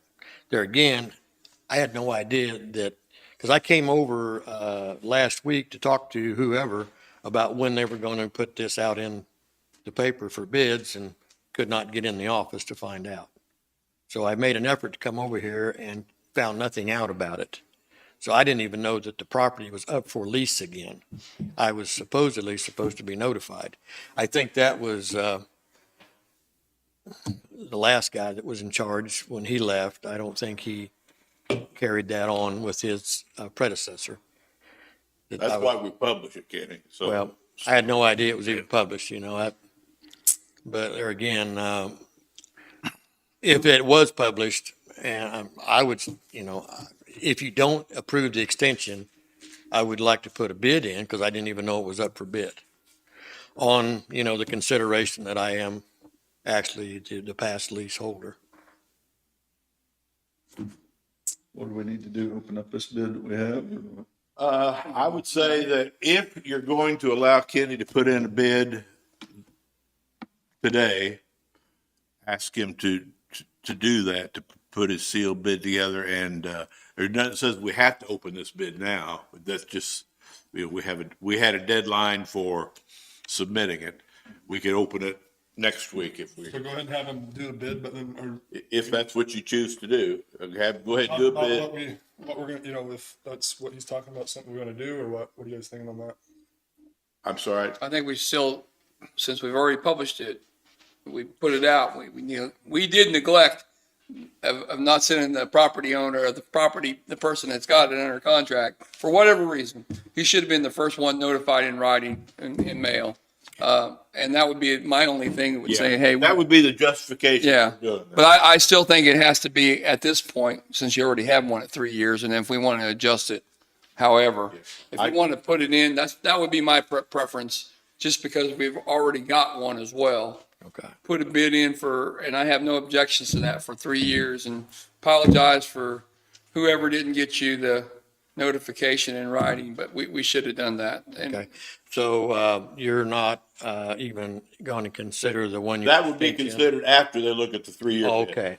I think that's what they're Just go saying. ahead off the guidelines she has and present. Can you your get bid. that in pretty quick? I can do it right now if I had Okay, one. don't say it, but Yeah. go do it. Yeah, I can go do that right now. But once that's in, then you will consider a one-year extension on the contract to allow the option of the county.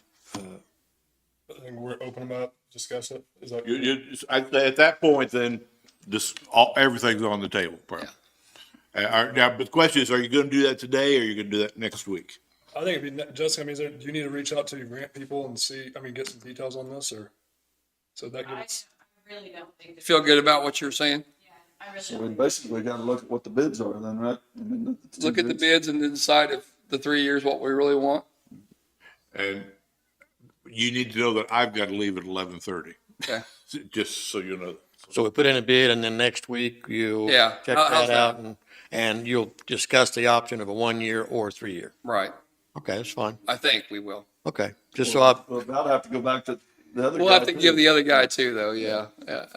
Or we can, if he clearly Well, wins it, then if if there's been bids submitted that's unopened, I have no idea what those bids are. Yeah. It has nothing to do with my bid. yep, I appreciate it. I mean, you've got the option of taking a 3-year bid next week, or of saying, we're gonna do a 1-year deal instead. Just the winner of that. Well, and Yeah. I think if you do that, then you got the option of either picking one of those guys and giving it to them, or re-advertising for a 1-year bid. 1 year. Okay. Okay. Get with Jessica and put your bid in on that, and we'll make a decision next week. We'll open the bids and see what. Okay. All right, sounds good. Thank you. We'll come back next week. Thanks, Kenny. Thank you. Well, now, we got, Chris, This Yes. deal, I think, was 11 o'clock. Boy, if I- half hour, 45 minutes. I don't. Pretty good size deal. Morning's asking Gary about an issue to see if we need a section on it. Okay. Yeah, it's a personnel matter, and I don't know that I need to be in on it, but I mean, it's just a matter of notifying you something, that's all. Okay. How long is it gonna take? 10? Personnel? I guess we can go in that executive session for personnel. You got something, Sheriff? He's with. Oh, okay. Yeah. Okay. I'll make a motion. We go in executive session for 10 minutes for personnel. It's been moved and seconded. All in favor? Aye. Aye.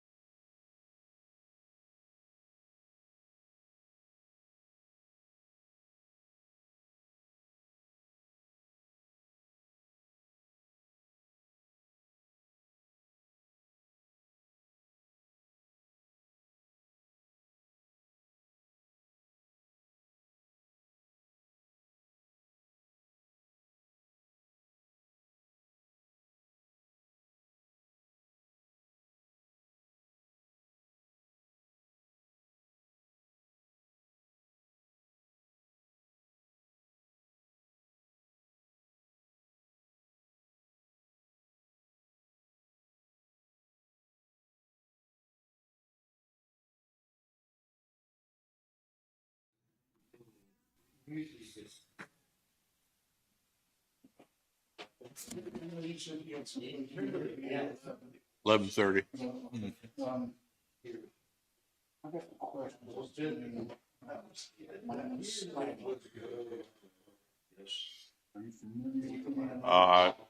Yeah, I'd have to. Because I've been trying to read it, I'll tell you what, it reads like a big mud pile. I'll have to read back through it. Okay, well, let me read through it in the morning, and then we can talk tomorrow. How about that? Okay, let me put that in my calendar. Okay, so let's just do it next week, though.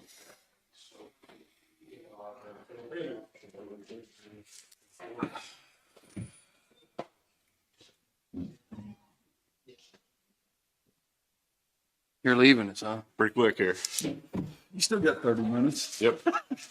There's no action from the executive sessions. Thank you. Appreciate it. Thank you. Yep. Yep. Yes, Chris, as Danny gets back, I guess you can come in.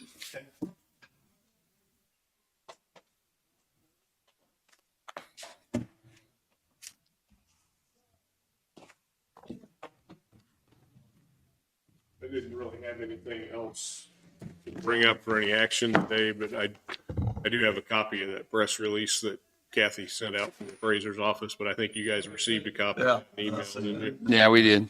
So just be prepared. You'll probably start getting some calls. Yeah, I don't think I got caught. Jim's number is. Just talking about the percentages. Hey, I'm going to forward it to you. We didn't have this problem until Jim got here. Good morning, gentlemen. Kevin Friend, Linn County Sheriff. Chris Martin and I are, we've been researching a project, well, really for the last couple of years. We've been working on it, but heavily in the last 6 to 8 months. And it's a project that would cause us to operate or utilize and maintain our 911 system a little bit differently, and in our estimation, a lot more effectively, and give us a little bit of freedom from 911, the entire system, as well as allow us to utilize a contractor who currently, the contractor that we're looking at is the Mid-American Regional Council, and in short, they're called MARC. MARC serves currently 119 cities, 9 counties, and they are in 2 states. They service Ray County, Clay County, and this is on the Missouri side, Platte County, Jackson County, Cass County, and on the Kansas side, they service Leavenworth, Wyandotte, Johnson, and Miami. MARC allowed us to approach them because we are adjoined, of course, to Miami County. The only way you can become a MARC 911 operating center is to be attached to a county who already is. So when they bring services, they run simpler rather than having to leapfrog across the state or whatever, or 2 states. In our history of expense through 911, our project, it's rather expensive. There, of course, is 105 counties in the state of Kansas, and 103 of those counties are involved in some sort of a consortium. There are 2 counties who do it the way we do it, Linn County, us, and Brown County up north. The project of 911 has become rather expensive over the last several years, of course, because most of the work involved is technology, and that technological equipment is rather expensive, of course. So for instance, when we start looking at costs, and I just want to run through a history of expenses with you guys, and you may already know these because they're part of the Linn County tax base. The 911 Tax Income Fund is a Linn County tax, but it is regulated by the FCC and the U.S. government. And the reason they do that is to ensure that the monies that are collected by that taxation are properly spent. So we have a lot of rules and regulatory measures that we have to meet in which to spend those tax dollars. Those tax dollars are housed in Linn County, and they're housed at our local treasurer, and they're available for use for certain products. And I have lists of the products and services that you can expend those tax dollars on. In 2017, the Linn County Commission brought forth a resolution that allowed or agreed with the federal regulation, essentially, that the sheriff would be the PSAP or in charge of that operation and have the availability to spend those dollars. So what we're talking about today, we have the ability to do, but we wanted to bring it to the commission to talk to you guys about it, because this effectively is a long-term process that we believe would save Linn County a pretty good amount of money as we go through with this. Just to talk about some costs, this year in cost to operate our 911 system, we were in the neighborhood of $77,000. Now, if you guys remember, we did some radio upgrades and some things like that, but we also suffered a lightning strike back last November. Actually, it was the day before Veterans Day, and that project cost us a lot of money. So when we're operating our own 911 maintenance program, which Linn County is through our IT department, it can be it can get pretty expensive. And to be quite honest with you, we're still currently running our 911 system on some borrowed equipment. I mean, on Veterans Day, I traveled to Coffee County, and we essentially emptied the shelves of the Coffee County 911 system under the sheriff there. And Tom and his commission were gracious enough to allow us to utilize that equipment, which effectively saved us thousands of dollars in just one day of effort. So having consideration, throughout in 2020, our operational costs or reoccurring costs were around $20,000. 2019, we're at $22,000. 2018, we're at $28,000. 2017 at $18,000. We go all the way back to 2016 and 2015, roughly $22,000 a year. And I bring those costs up to you because one thing that we did in 2015 or 2016, is we done a refresh of our system. The cost of that refresh alone was $104,009. And the lifespan on a lot of this equipment is 4 to 6 years. So right now we're looking at, and Chris will get into some of these costs here in just a little bit because it's really on the IT section. We're looking at needing to do that total refresh again. And that's where we come in and we replace components. And those components could be anywhere from the rack all the way to the operational stuff in it. And it's very expensive. And he'll throw you a price at that. And it made my eyes roll back. I about fell out of my chair. But I think what we have to look at is how can we do this to better serve our community and be more cost effective? And we've been to 2 different consortiums that supply this type of measure that we can get involved with. One of those is Kansas 911, their next gen 911 system, and the other one is the Mid-America Regional Council. The Mid-America Regional Council has shot us a lot better offer, I believe, in the end than the Kansas 911 group did. So currently, if we just kind of take everything into play, we're probably looking at to operate 911 right now on our own, somewhere in the $40,000 to $60,000 per year range if we average out all the years and the equipment that we purchased and things like that. When we look at a total refresh like we're looking at right now, we're well over $100,000 that we would have to utilize to refresh that equipment. So we want to choose the right time to go to this type of situation. Before we could even really get involved, we had to do some upgrades and refreshes on a few appliances that we currently have. One of those appliances is our voice recording system. So we just pulled the trigger last year. We made a half payment on a new engineered voice recording system. We'll make another half payment this year, and we will soon realize that technology in our shop. But our equipment was getting so old. I mean, folks don't want to buy into a system, if you will, if you have a bunch of junk. And I'm not saying ours was a bunch of junk, but it was old.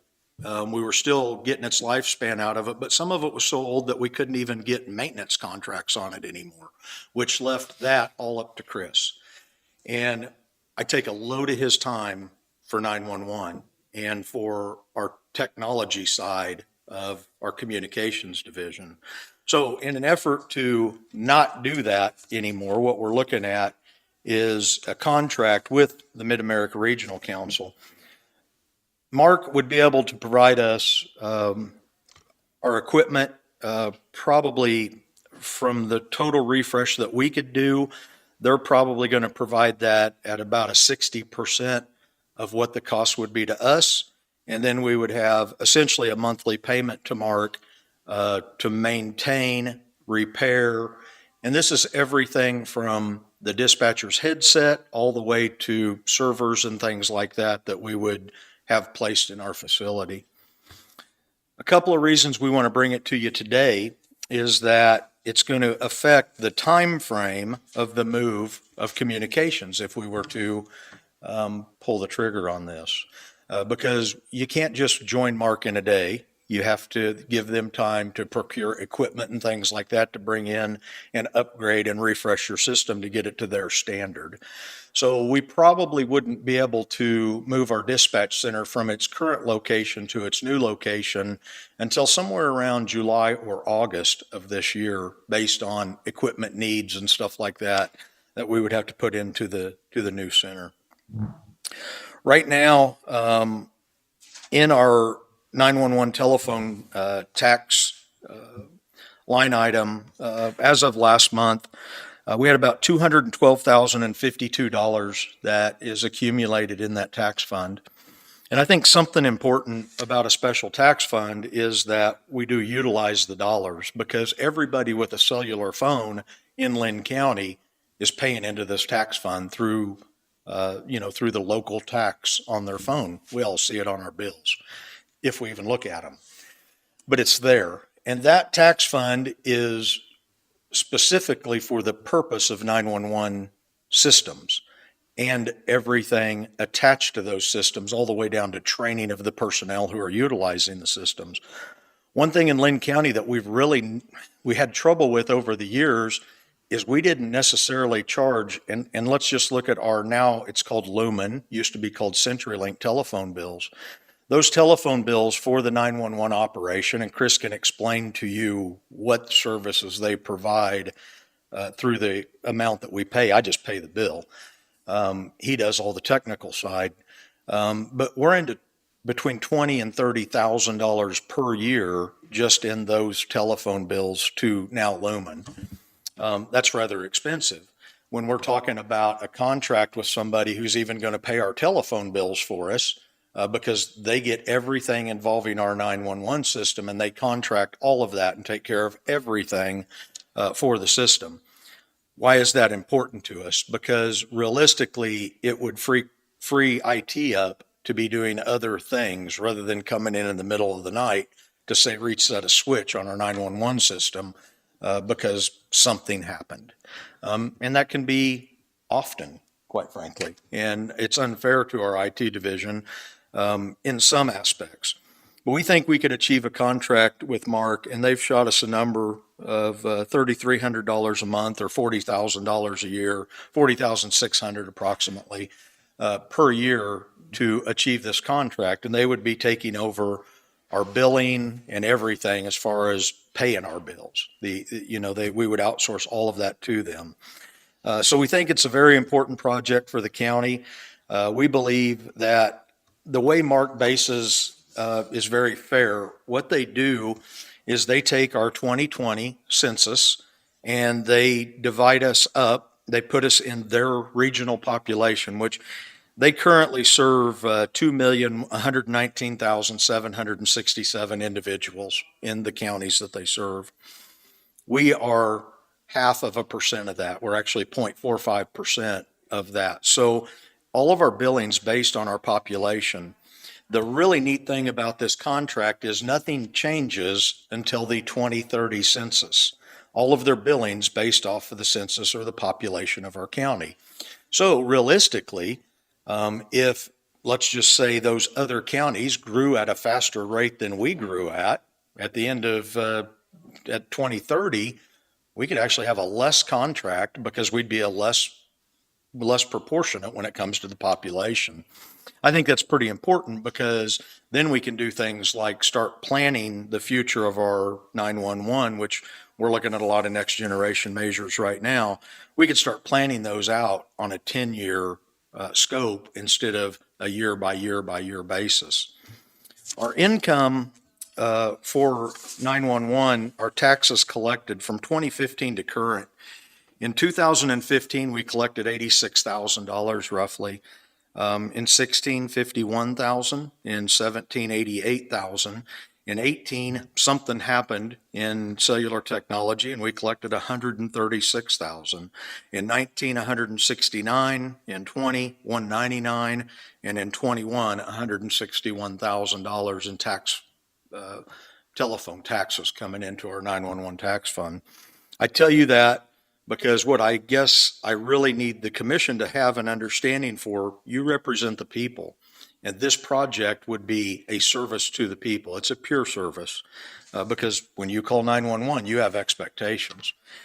But the reason I tell you where we're at on our tax fund and what our yearly is right now, and if we look at, say, the last 4 years, we're well over $100,000 in taxes collected. If we were to be looking at a $40,000 contract in which to take care of our equipment, it would be replaced on a regular basis. We wait for something to fail many times, and that's too late to be replacing it. We have to get it replaced before that. This consortium, or MARC, would do that for us. So we think it would be a reasonable effort. We think it's going to save the county dollars. We think at the start, we'd have a startup expense. Their refresh is around $61,000. And then their yearly after, we'd be at about a $40,000 range. That's quite frankly less than we're spending today, and we have somebody else doing a lot of the work. And I think, in listening to your meeting earlier, I think I kind of equated this to what you guys were talking about with asphalt. Sometimes it's almost a little bit cheaper to get a contractor to do it because maybe they're making their own product, or maybe they're buying things by the truckload instead of one piece at a time. One problem we have with 911 in Linn County is we can't afford to keep a new system sitting on the shelf waiting for a lightning strike or a failure of a piece of equipment. Maybe it's a server, maybe it's a switch. Those are the common things that we replace. We just feel like this would be a much more efficient program. And again, we bring it to you because you represent the people, and we think it's fair that the people would hear what we're trying to do, and that we would, I don't know that necessarily we'd need a grand approval or a resolution or anything like that. But I think a head nod's worth everything, because then we can say, look, our folks who represented the people believed this situation. And I have documents that support what I'm telling you. But I just think it's feasible that we would make a production to the public to let them understand that we're looking for a better service at a more reasonable cost that takes less time out of county employees, and we can be putting our efforts into other places. Because I think that's important. Everybody's getting a little bit overrun right now, especially with the new Justice Center. I mean, IT's busy as crazy busy. We're going to meetings on a daily basis for things that involves, we're doing training and things like that. We think this is a solution for us to kind of take some things off of our plate, if you will, at a more reasonable cost. Okay, Kevin, I guess my only question is, you have the company you're talking about now, and there was another company, and it costs more. Did they provide a better service, or did they provide, what was the differences? A little bit of a different service, Commissioner. I wouldn't say it was better. Their charging method was what was different. So what they would achieve from us is they charge us per console. Right now we have 2 consoles. So they have a per console price, and that per console price was really close to where Mark's at. The difference is they don't have a rate cap when it comes to certain extras or things we might need. And we believe that we could be just in their contract on year one at maybe $10,000, $15,000 more than that price because of extra things. Mark's just a little bit more inclusive of items and services that they provide. So we believe that that was just it was different, but we think this one would fit us better. And honestly, I got to have Chris explain some of that, Commissioner, because there's some of that IT process that gets really deep in the weeds, and I can't get that deep with it just What- for lack of understanding. What about the equipment? You mentioned the equipment that we'll have to do a refresh, or is that what you're calling? To Yeah, and- buy new stuff to put over there? That's Did right. we have that figured into any of the jail stuff already? No. Okay. No, it's an operational expense that we would incur, quite honestly, every 4 to 6 years. And we're up on that time frame. I mean, really. So I think we seen it really hard when we got hit by lightning, because we had to go out and immediately find products to put in place to get our system operational again.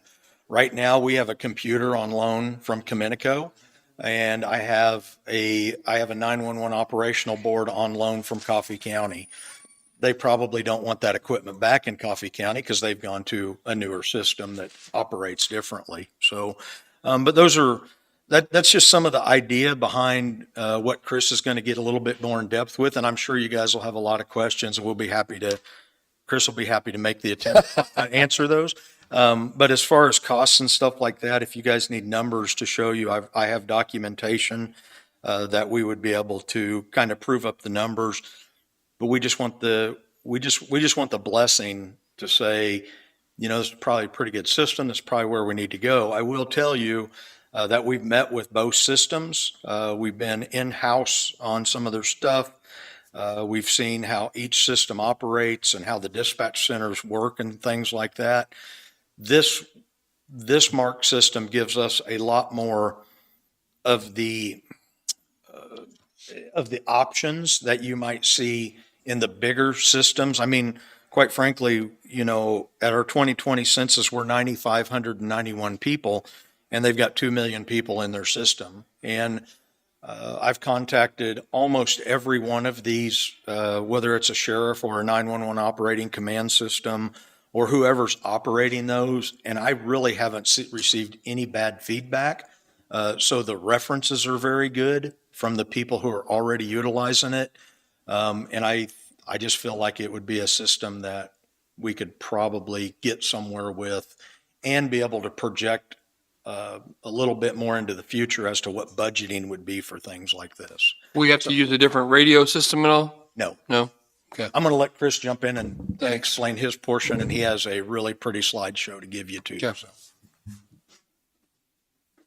Good morning.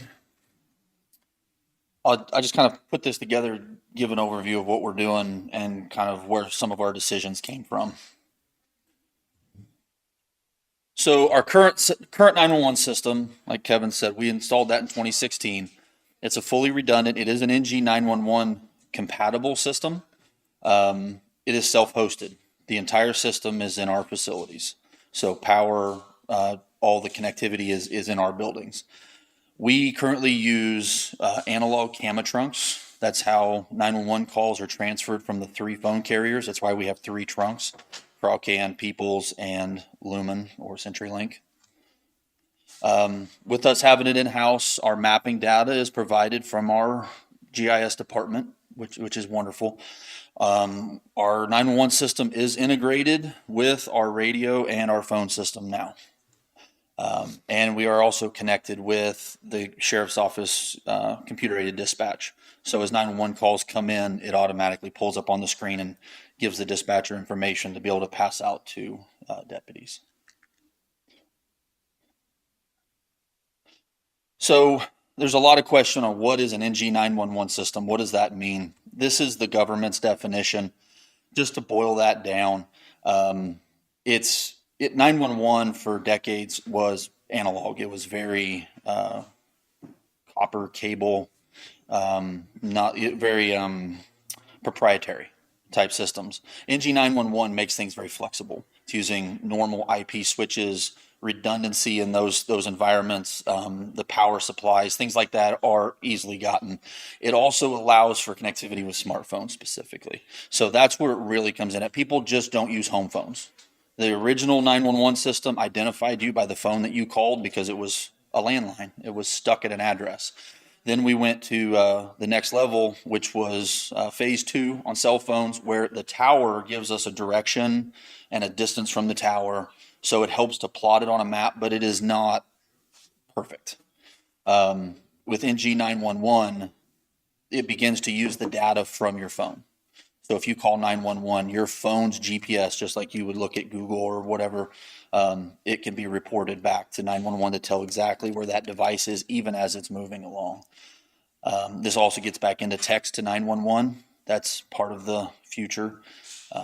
So there's just a lot of flexibility in the technology. That's where the next generation comes in at. Equipment lifespan. So what we typically plan on is 5 to 6 years, and that is what we planned on when we installed the system. That's what was sold to us, that we would be in a refresh this year. So this is exactly what we expected. A refresh looks like replacing all the computers and the servers. So if we were to go and purchase the equipment today, which I have information on, we would be replacing the servers, the switches, the computers, the monitors. A lot of that stuff you might think, well, it's still working, but this equipment runs 24 hours a day, 7 days a week, nonstop. It never shuts down. Power goes off, there's battery backups, generators kick in, they're just constantly running. So all of this equipment's been running for 5 to 6 years nonstop. So if you was to order it, would we be in a big backlog, or is it? Yeah, I mean, just like everything else, there is lead times, and us being, ordering a 2-position system is nothing like a large environment ordering multiple positions. So what are our options? This is the big thing why I'm here. We had 3 choices as we saw it, and we started on this over a year ago. Option number 1 is to refresh our current hardware, to go to our current vendor and continue to self-host the 911 system. Option number 2 was to join the Kansas NG 911 system, or number 3 was to partner with Mark and their regional NG 911 system. So in option 1, the refresh, we received a quote from our current vendor to put in new computers, new servers, new switches. These are all not proprietary, but it is specified by the manufacturer. We use a Vesta system, and I will tell you that all 3 options are Vesta. So these are all apples to apples comparison. All software licenses and upgrades, that's the mapping software that Dispatch uses, the licensing and the maintenance of those systems. And then labor and support, there's not a lot in that, but there's some. They gave us a quote of $110,320 for the hardware and the labor, and it would be another $5,000 per year for support, which is what we've been on par with exactly what we've done for the last 6 years. Option 2, the sheriff and I, we met with the Kansas NG 911 folks. We've actually met with them more than once, but recently we met with them, looked at their offering, looked at the system that they have in place. That system would include 2 911 workstations. They would have one fiber optic link coming from AT&T that would be brought into our facility, and they would have a second backup AT&T cellular link. It's hosted and maintained by AT&T out of Topeka and Wichita. And that system does include some training resources. They do text to 911. There are some other options that are included in there too. The cost is based on the number of 911 positions. That's important. So the way that their pricing model works is totally based on, if you want 2 positions, it's this money. You want 3, it's this money. They will not lock in the price. Where do we look at as far as men for positions, or is the 2 going to be enough for sheriff? Or Yeah, currently, Commissioner, we have, I'm sorry, Chris. Mm-hmm. Currently, we've been operating with 1 position for many years. Now we have a second position, which is our redundant or backup system. That position will now be housed full-time as well, because as you know, we staffed that for this year for 22, and we currently have people in training for those positions. So currently we do have 2 operational positions. In our new center, there is a 3rd position built in, and that's for future expansion. And we don't know when that could occur. It might be 10 or 15 years down the road before we would stand that up as its own operational system. Just depends on call load and where we get. Okay. But the big takeaway with theirs is they will not fix the cost. We asked. So there is no contractual cost. It just floats. And if they raise the price, they raise the price. So there's we can't do a 1, a 2, a 5, a 10-year contract or anything like that. Just yearly. That's right. Yep. And they just notify you, this is what it's going to be. And that's what it's going to be. So with their option, that was $50,000 a year for 2 positions. Again, that did include the training resources, text to 911, and some mapping. Option number 3 is the MARC, the Regional 911 system. We met with them. We've reviewed their systems. Again, it's a 2-position. They offer redundant fiber optic links. So we would have a fiber optic link from AT&T and a second fiber optic link from Kansas FiberNet. They literally come in the county in different roads. So they never piggyback off of each other. If somebody was digging an electric pole in Miami County and broke the AT&T fiber, the Kansas FiberNet runs up 69, we would still have service. Whereas that's one thing that leads us back to option 2. They were both AT&T offerings. So even though it was a fiber in their backup, but it was a backup AT&T cellular, if you break that AT&T connection in Linn County, you've lost it. Their system is hosted in the MARC region up in Kansas City. They have redundancy and they have stuff that's in the hardened caves. They have 24-hour staff in-house up in Kansas City. They're very close to us. Again, they have included training resources. It's online or in person. They have text to 911. They have the mapping, all those same types of offerings. The costs are based on the percentage within the MARC coverage area. So it's our population versus the total. They come up with a number. I believe ours is 0.4 something for the whole area. And they take the total cost, divide it out, and that's how much we pay. And that's how they come up with that. And then, of course, your population is based on the census, which we just had. So we are effectively locked in for 10 years at a specific rate. With theirs, that was $40,670.12 a year. And they would bill that out monthly, roughly $3,000 something a month. That includes everything. Like the sheriff said, headsets, but also those camera trunk, the connectivity fee, the fiber fees, the routers, the switches, technical support, all of it. That price, the whole show. They run it. So you'll be no more involved with this? I would be making a phone call at best. Hey, we got a problem. Same thing a dispatcher could do. So their equipment will be housed, there will be in our racks, there will be a secured area within the server room that equipment will get mounted into, but they're responsible for all of it. So the dollar figure you threw up there Yep. versus option 1, the 110,000, do we have to buy some new equipment for this? yeah, and that's coming up on another slide just up ahead. Absolutely, we do. So if option 3, he said we couldn't move until like August or July. Is that because the fiber has to be brought in? No, actually, the fiber isn't the delay; it's the equipment, the ordering of the equipment. If they were to pull that trigger, and I'll kind of give you a description on the timing of why this is happening, but it's 90 days from acceptance. So, what's our best option for Linn County? We feel it's the MARC region for a lot of reasons. We were very impressed with their offering, their presentation, their technical people, their operational people were top notch.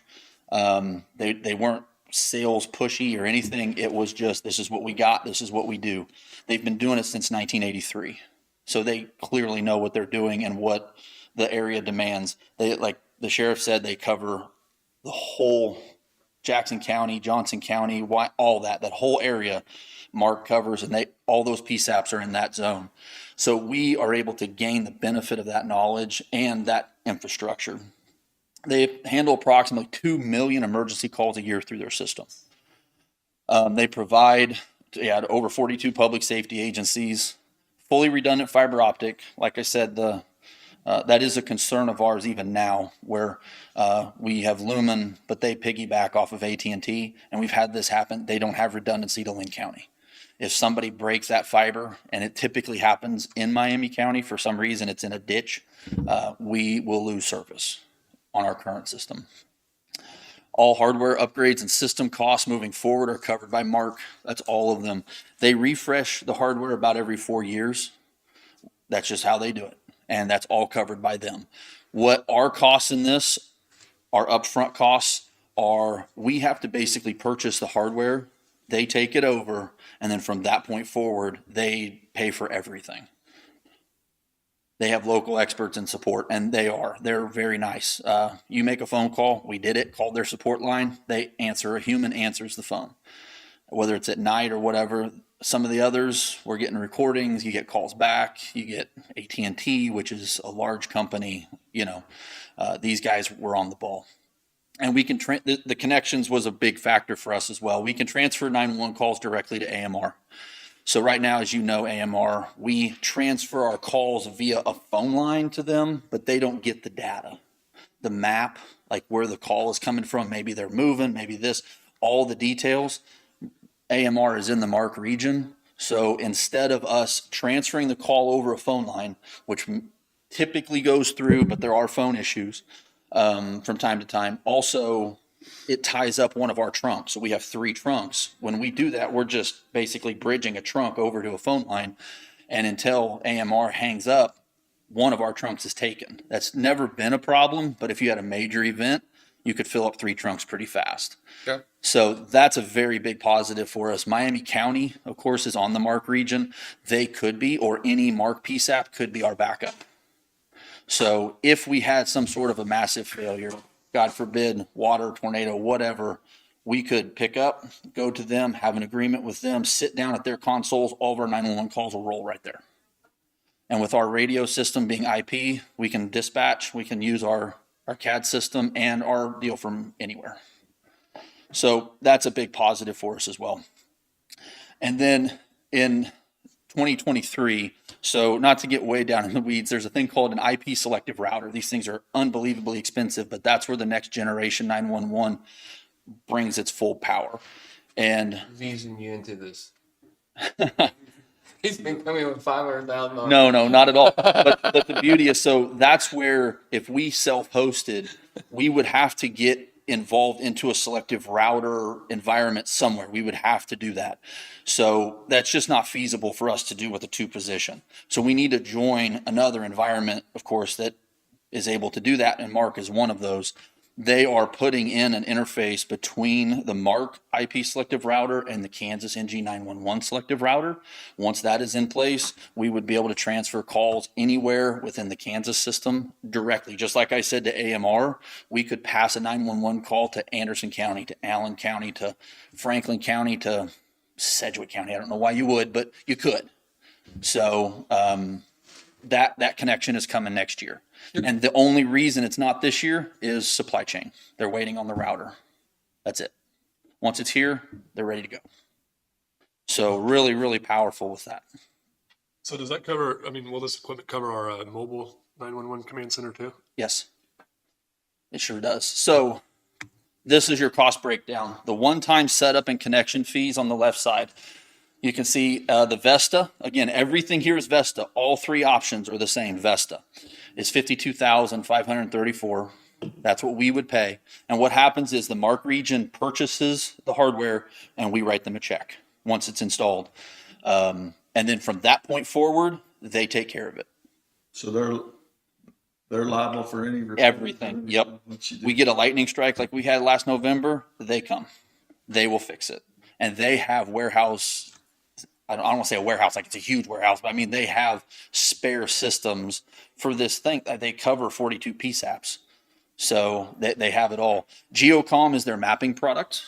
So that's what shows on a map where the call is coming from. That's a license fee that's included there. Now, the GIS remediation, I wrote contingency on there. They said our GIS is absolutely good. Our GIS department is giving them great information. They might need to make a couple of tweaks. They feel like that is not a problem. There are entities that don't have mapping departments or that aren't as good as ours. And so they build that 5,000 in just in case. But they will not bill it if they don't need it. And they haven't done it in the last one they did. So it's actually less, but the total number, worst case scenario, is 61,584. And then once the thing goes live, that's where you get your monthly system fee at $3,389. Again, that covers everything. So what would happen is our current Camatrunks, we have 3 coming to us. They will go to them up in Kansas City somewhere. They work out all those details. That also gives us better redundancy. Remember, we have 2 fibers coming through, but our Camatrunks are coming from Lumen. If there's trouble with Lumen down here, we are less priority than they are up north. So by having the Camatrunks go to the Mark region, that prioritization is now given to us because it flows back over those fiber links, and we're just that much better off. And then I just put the yearly total. That's just 12 months of 3,000. Is this paid out of the 911 fees? And I mean, it'll come out of your account that you're Sir, it's not my account. you're in charge of it. Right, that's right. And the account, David was telling me he'd looked up some cash value and stuff in the account, but the account is, quite honestly, Commissioner, this would be cheaper than what we're doing. So we'd probably have more dollars in that cash value, that account at the end of the year than we currently do. And that's kind of where the rubber meets the road for us. Because when we talk about what the value of this is, that's manpower and everything. What we don't have in our numbers is what it costs for he and I to operate this system. And sometimes that's hours per week. Sometimes it's 0 hours per week, but sometimes it might be many. We've spent weekends and holidays laying under a 911 desk. Something for these 2 guys to do. We have plenty, Commissioner, I'll tell you that. But we're trying to repair it and run into who knows where to pick up pieces and parts. Yeah. And I think what I would want to convince you and the public is that, we've been working on this project for quite some time. And to me, it's kind of a no-brainer, because if you can get a better service for less dollars, even through a contractor, and I believe in these guys, Mark hasn't give us anything to make them doubt them, and their references are all glowing. And I'm talking to sheriffs all around about Is there any these. counties reached out to you that would, since we're connecting them to another one, that'd be interested, or have you talked to? We haven't got that conversation yet, because we have to get there. Quite frankly, when we approached Mark, they didn't know if they would want us, because we are the smallest entity in this consortium. We're 9,500 people to their over 2 million. So we're very small in this thing. But the operational board has looked at this and said, we think it's a good fit. They're getting their equipment up to speed, and we think that we would take them in. A couple of things that were valuable to me is my folks in training. Right now, I pay all of their training essentially out of our budget, out of Linn County's budget. This consortium offers training to us. We pay a fee for 911 training, $450 a year. They have $100,000 in their training budget where our folks can go to them and get training. You have to Online training or something? both. There's online and in class, and to me that's really a big deal, because we float out of our budget. We float $45,000 a year out in training for staff. So this is something that would relieve a little bit of that. And I know it sounds small, but to us, we're not trying to host a class for our people and bring other folks in, which we like to do, but this takes away a lot of those steps, if you will. And it's going to put our folks training, in the other regions and with those other people. Like, you're talking about dispatch centers that might have 100 stations in them. We have 2. They're going to see a different level of training and a different level of how, communications works. And I'm kind of excited for that. I have dispatchers that currently work for me that have been in the Mark system before. They have nothing bad to say about Mark. It was, it's good stuff. If we have a headset broken, which time to time will happen, Mark tells us we'll be there in an hour to replace it and, take care of that issue. Those little things. And when they take care of the little things like that, the big things, they're taking care of them as well. So we've been really impressed with what we've got to hear from them. And quite frankly, even from Kansas 911, we were impressed with what we got to hear from them as well. We just don't know that that system is going to be the best fit for our county. What we absolutely know is that the metro is moving south. And I really could foresee that at some point in the near future, Bates County will probably join in a system like this. Probably would be the MARC system because Cass is already there. With us, Miami County's there. They went to the MARC system because the metro is moving south. And if we bring that type of service to our community, I think it's much better. Because like I said, when you call 911, you have expectations. And I think this would set it up for, just a more feasible. It's not going to be the challenge anymore with us trying to work on the system. The system would be in good repair because like Chris said, their techs are unbelievable. They had a lot of conversation that I don't know how to understand because it's 911 IT tech conversations. But the fact that their tech knew how to answer every question, and some of them he was like, no, wait, let me call and get an answer for you. And that happens quickly. And we're not used to that type of service maybe out of some of the other things that we deal with. So if you get this system, or regardless of, it sounds like any system, you're still going to have to keep them in dispatch over here till July or August? probably because our current equipment procurement is months out. What about your detainees and prisoners? Will they be able to move over? Oh, yeah. We're only going to use a small portion of the building over there. And this kind of goes back to a little bit of, if you guys remember, we talked about a generator issue here a while back. Kind of goes back to a little bit of that too. Yeah. So we knew, what we absolutely knew is that communications would be the last division to move. And we're okay with that. We'll hold fast in the environment that they're currently in to get them into the right system over here. Because we can't put them in a place where they don't have redundant power systems. We can't do that honestly by statute or federal regulation because of the 911. So your plan is to move this generator over here and get a backup over here? I don't know. I'm reaching to the commission to help me resolve that plan. And I think that's a conversation that we have to have, Commissioner. Because I don't know exactly how we want to do that. I just want to be I want to be as efficient as we can with it. But I just have to keep my 911 backed up. And I know you guys understand that, but. Well, if you don't mind, let me explain what our timeline is, and then we'll get in the. Can we talk about timeline? Why?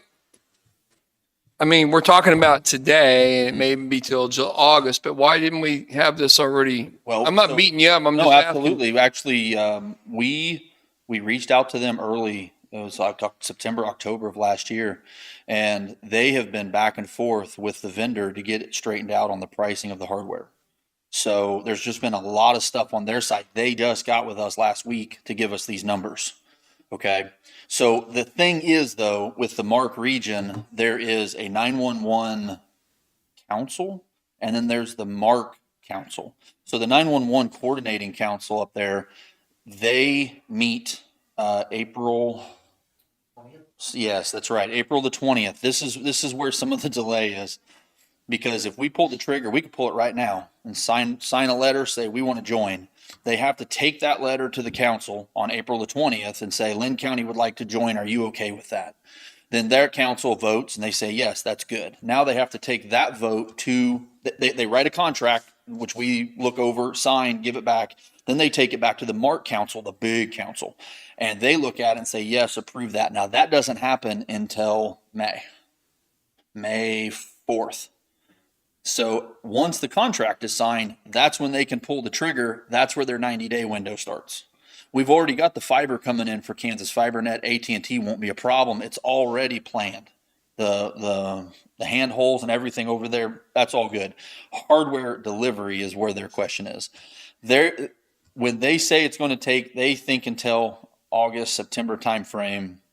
If they're waiting on a switch, they said, no, we've got switches. We'll bring you one of ours that's in the storage and we'll just swap that out. That's normal, but they've got to get the PCs and kind of the back end and the routers that go along with it. That's where the 90 days comes in at. So I would love to be able to pull the trigger right now and start that 90-day trigger, but it doesn't really start until May 4th. That's where the timing is. If they can go quicker, we'll go quicker. Okay. Okay. So that's the end of the information I have up there. The discussion in regards to the other facility, it would cost us quite a bit of money to move the camera trunks. Lumen's going to charge us to move them.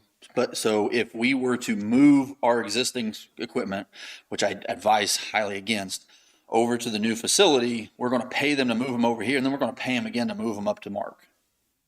So there's no reason I see to spend significant dollars in moving those connections and all that equipment and all that stuff to then just move it again. Whereas if we can get a generator set over here at this facility, leave dispatch functioning out of there, it's working just fine the way it is right now. Mark has the time to install their equipment over here. It also gives us the benefit to basically flip the switch. Right. They call up, they schedule dispatchers, you're going to walk from there over here, the computers are ready to go, and they sit down and 911 is live. There's no downtime. So that's a big positive for that, with the understanding that there will be a delay. And we really hope it's not going to be August. We hope it's going to be sooner, but depends on the delivery of that hardware. Have you looked into generators, what they cost? The size, you mean, to rent? Yeah, I have. So What are they? I looked at a 60 kW 3-phase generator for over there through Foley. And it was the initial setup. I can pull up the quote. It was 2,600, I think, for the initial setup. And then it was about 2,000 a month. The 2,600 included the first month. Right. But then after that, every month you had it, it was around $2,000 for easy numbers. Do we need that size? Is that the size of generator we need? Yes, because the way the transfer switch that is on the building is, it runs the entire building. Okay. Now, we have already made it smaller than what's there. So what's over there is 100 kW. So the 60, because as they pull the jail staff out and the heating and the cooling and all those go down, we're not going to be using that electricity. It's just the dispatch center. And another thing too, that generator also functions in the basement of the courthouse. It does. So there's a feed that runs the current server room over in the basement of the courthouse that comes off of that building. So if there's a power outage, the phones and everything continues to operate. So what will happen when we do away with the jail then? With everything that's backing up in the courthouse? So that leads us to the question of the other generator. There's the one in Pleasanton. Yeah. That was purchased to run the buildings over here. And it was engineered and everything for these facilities. It's a 3-phase. I believe it's a 60 kW. I went to look the plates behind a locked door. And it's underutilized where we got it, isn't it? Yeah, because it's on a single phase building, and I'm not a generator expert. I'm just going off of my basic knowledge of the commercial generator, like what we put up at the tower site. That's a 25 kW generator with a 100 amp transfer switch. So depending on the loads in the building, that one as a single phase 100 amp, 240 output. You're looking at 8,000 to 10,000 for the generator, and that may be installed. We didn't go out for bids. I did reach out to a supplier to ask them what their time frame was, and they thought they could have one of those generators in June or July for that size, and that's natural gas. That's what happens if we leave this one where it's at for now. Pull the one from over there and put it to the. It's smaller. This is 100 kW. So we not flip flop, but move that one over there and move that one up to here. Yep. The disadvantage would be for the We'd have to get something over there. But over there. Now they do have some options, like they have a generator on a trailer that could potentially be hooked up. It wouldn't be automatic. You'd have to go out and start it, but you could do that. So there's a transfer switch that's on the sheriff's office now. They put a new transfer switch over here at the Justice Center that's already installed, so it's ready to be moved. Then there's a transfer switch that's on the building in Pleasanton. What I'm getting at is those are large 3-phase transfer switches. We already own the transfer switches for the project. We could go out, do a bid, and look at what it would cost us to set a pad over somewhere reasonably by the old district court and the old courthouse, because you don't want it over there next to the old sheriff's office if the plan is to take it down. And we could easily run temporary cables across the grass, protect them, and hook them up to the transfer switch that's on the sheriff's office now. There would be no disruption in their power even when this hookup happened. So we would need to run a natural gas line over to the new location, but that's where that generator would live the rest of its life, wherever you chose. I think that would be a pretty good option. I mean, by the time, if we're going all the way out to August, you're looking at $12,000 in a rental that we're not going to get anything back out of. If it costs us 8 to 10 to buy a 25 kW commercial grade generator, if that fits the bill with the transfer switch, by the time you get an electrician and they do their work, I'm going to assume we're going to be at that 10 to 12 with everything, but you're done. And then the district court, whoever moves to that building, and the old courthouse will get the benefit of that backup generator for their facility. And there's a spot on the back of that yellow building, I think, that would be a good spot for it. I went over there and looked the other day, but we had talked about this. I was thinking, we had already talked about this, but we talked to River City about it, not these guys, but. The yellow, you mean the county attorney building? Yeah, or is that where it's at? The double wide one? Yeah. Okay. We'd already talked to kind of River City about this, Gary and I and Chris and Kevin, but my opinion is we take the one from Doug's, we put over here, we're done. And then we move this one over there. I think the rental is not a very good idea. Not if we're gonna own a new generator for what the rental's gonna be. But the one you're talking about bringing over is hooked to Doug's building over there, so we would need to get something there for him to use for power too, because. Yeah. And he voiced that concern that, he's coming into storm season and doesn't want his building to be without a backup that would work for him. But I'm wondering if we would be able to utilize one of the trailer generators that we have, if we could pull that up and hook that to the transfer switch that's on his building. Because when this one gets set over here, you don't have to do the transfer switch work right away. The main point of it setting where it is to run the sheriff's office until dispatch is gone. Then we can go out again to say, electricians bid, I want to put a transfer switch on district court, the old one, and on the old courthouse, wire all this stuff up, do what you need to do.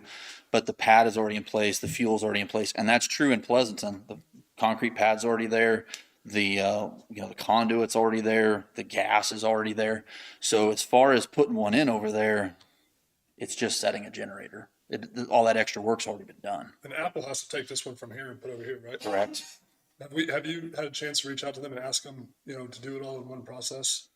No. Bill Matlock with River City, I think, was going to talk to Apple to see what their interest is in doing that project for us while they move it. I mean, just to make a switch, if they could do that. It would probably, of course, it's going to result in a cost. Right. While they're here, it would be handy rather than waiting on somebody else's timeline. If we can convince them that would be, a half a day job. Yeah, I like the idea of not renting and just do the switches. So should we start looking for a generator right now? Yeah, we need to. Have them kind of just everything all in place, and that's. So you think a 25K is good over there? I'll be honest, that's my guess. And Yeah, I say that with, it's slightly an educated guess, but I don't know what all the loads are over there. The other question is, are the loads necessary? So that's to carry the entire load. I know they have electric heat, which is a lot of amperage pull, but that's during the winter months. Is that, are we going to size the generator to literally back up the whole facility as though nothing was ever wrong? Or are we going to identify this is the critical components? I mean, I'm sure we definitely want the garage doors and stuff on the fire station to open. That would be ideal. And then the office space there over on that side. And if it comes down to it, again, I'm saying it's a 100 amp transfer switch. Electricians are way better at that than I am. I just know when we sized the one for like the health department, they sized it up to 48 kW over there because of the loads and the expected loads in the future, but it is covering the entire building as though the power never went out. If that's our goal, I don't know if 25 is big enough. I can find out. Okay. But I think if you're all right, we probably ought to write up some sort of a spec. I mean, I can get with, I've been talking with like Matt Kelly, the one doing the electric here on this building, and he's the one that did the health department for us, did a real nice job. He got me a little bit of timing on delivery, but you know how that goes. So on the one from Doug, the one that's coming over from Doug, should we get it serviced? I know you talked about it being like sluggish? So that's what happened on the one at the sheriff's office. So the one at the sheriff's office is actually too big for the building it's attached to right now. It is properly sized for the Justice Center. And what happens if you have a generator that is way oversized, it doesn't heat up enough to burn off the condensation, and it causes water to drip into the oil, and it makes sludge in the bottom and just really messes them up. They have it inspected every year. And this last year, they found all that sludge in the bottom of that generator. They were going to mitigate it, but when they found out we were moving it, they said we can just hook it to this building, fire it up, let it run for an hour, and it'll burn all that out. That's what their recommendation was. So we didn't need to do a load bank or anything special. Doug's is new enough. I don't currently know I'm sure Cummins is maintaining it, but I haven't heard that there's sludge in the bottom of it. But there will be if it stays there. I can guarantee it. It's the same problem. Okay. So are you gonna go out and look for the generator, get us pricing, and try to move forward with that pretty soon? I will. You guys good with that? Yeah.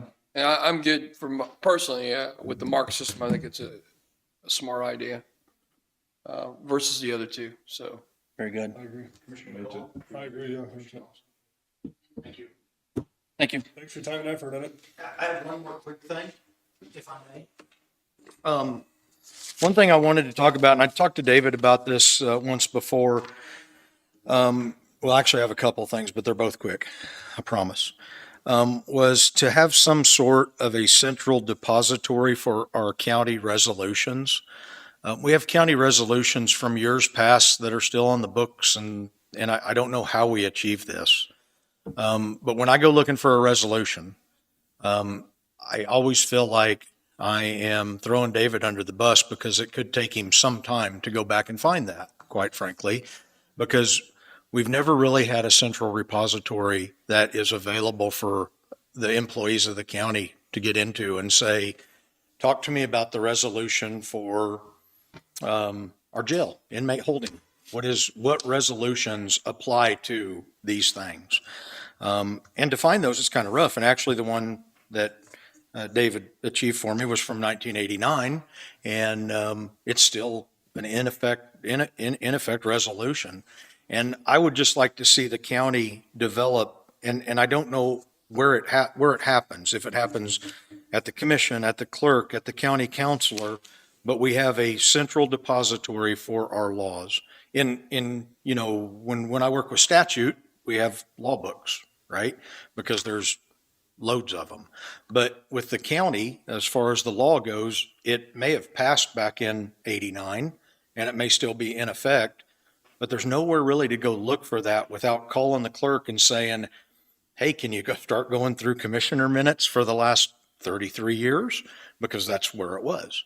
And to me, it just seems like it would be an advantage to the county if every time a resolution was achieved, because that's our law, that resolution would go somewhere where it could be queried. Like on Chrissy Smith's, I mean, she's transferred everything over, like all her deeds or whatever she does over to a computer, and the public can go in there and look it up, right?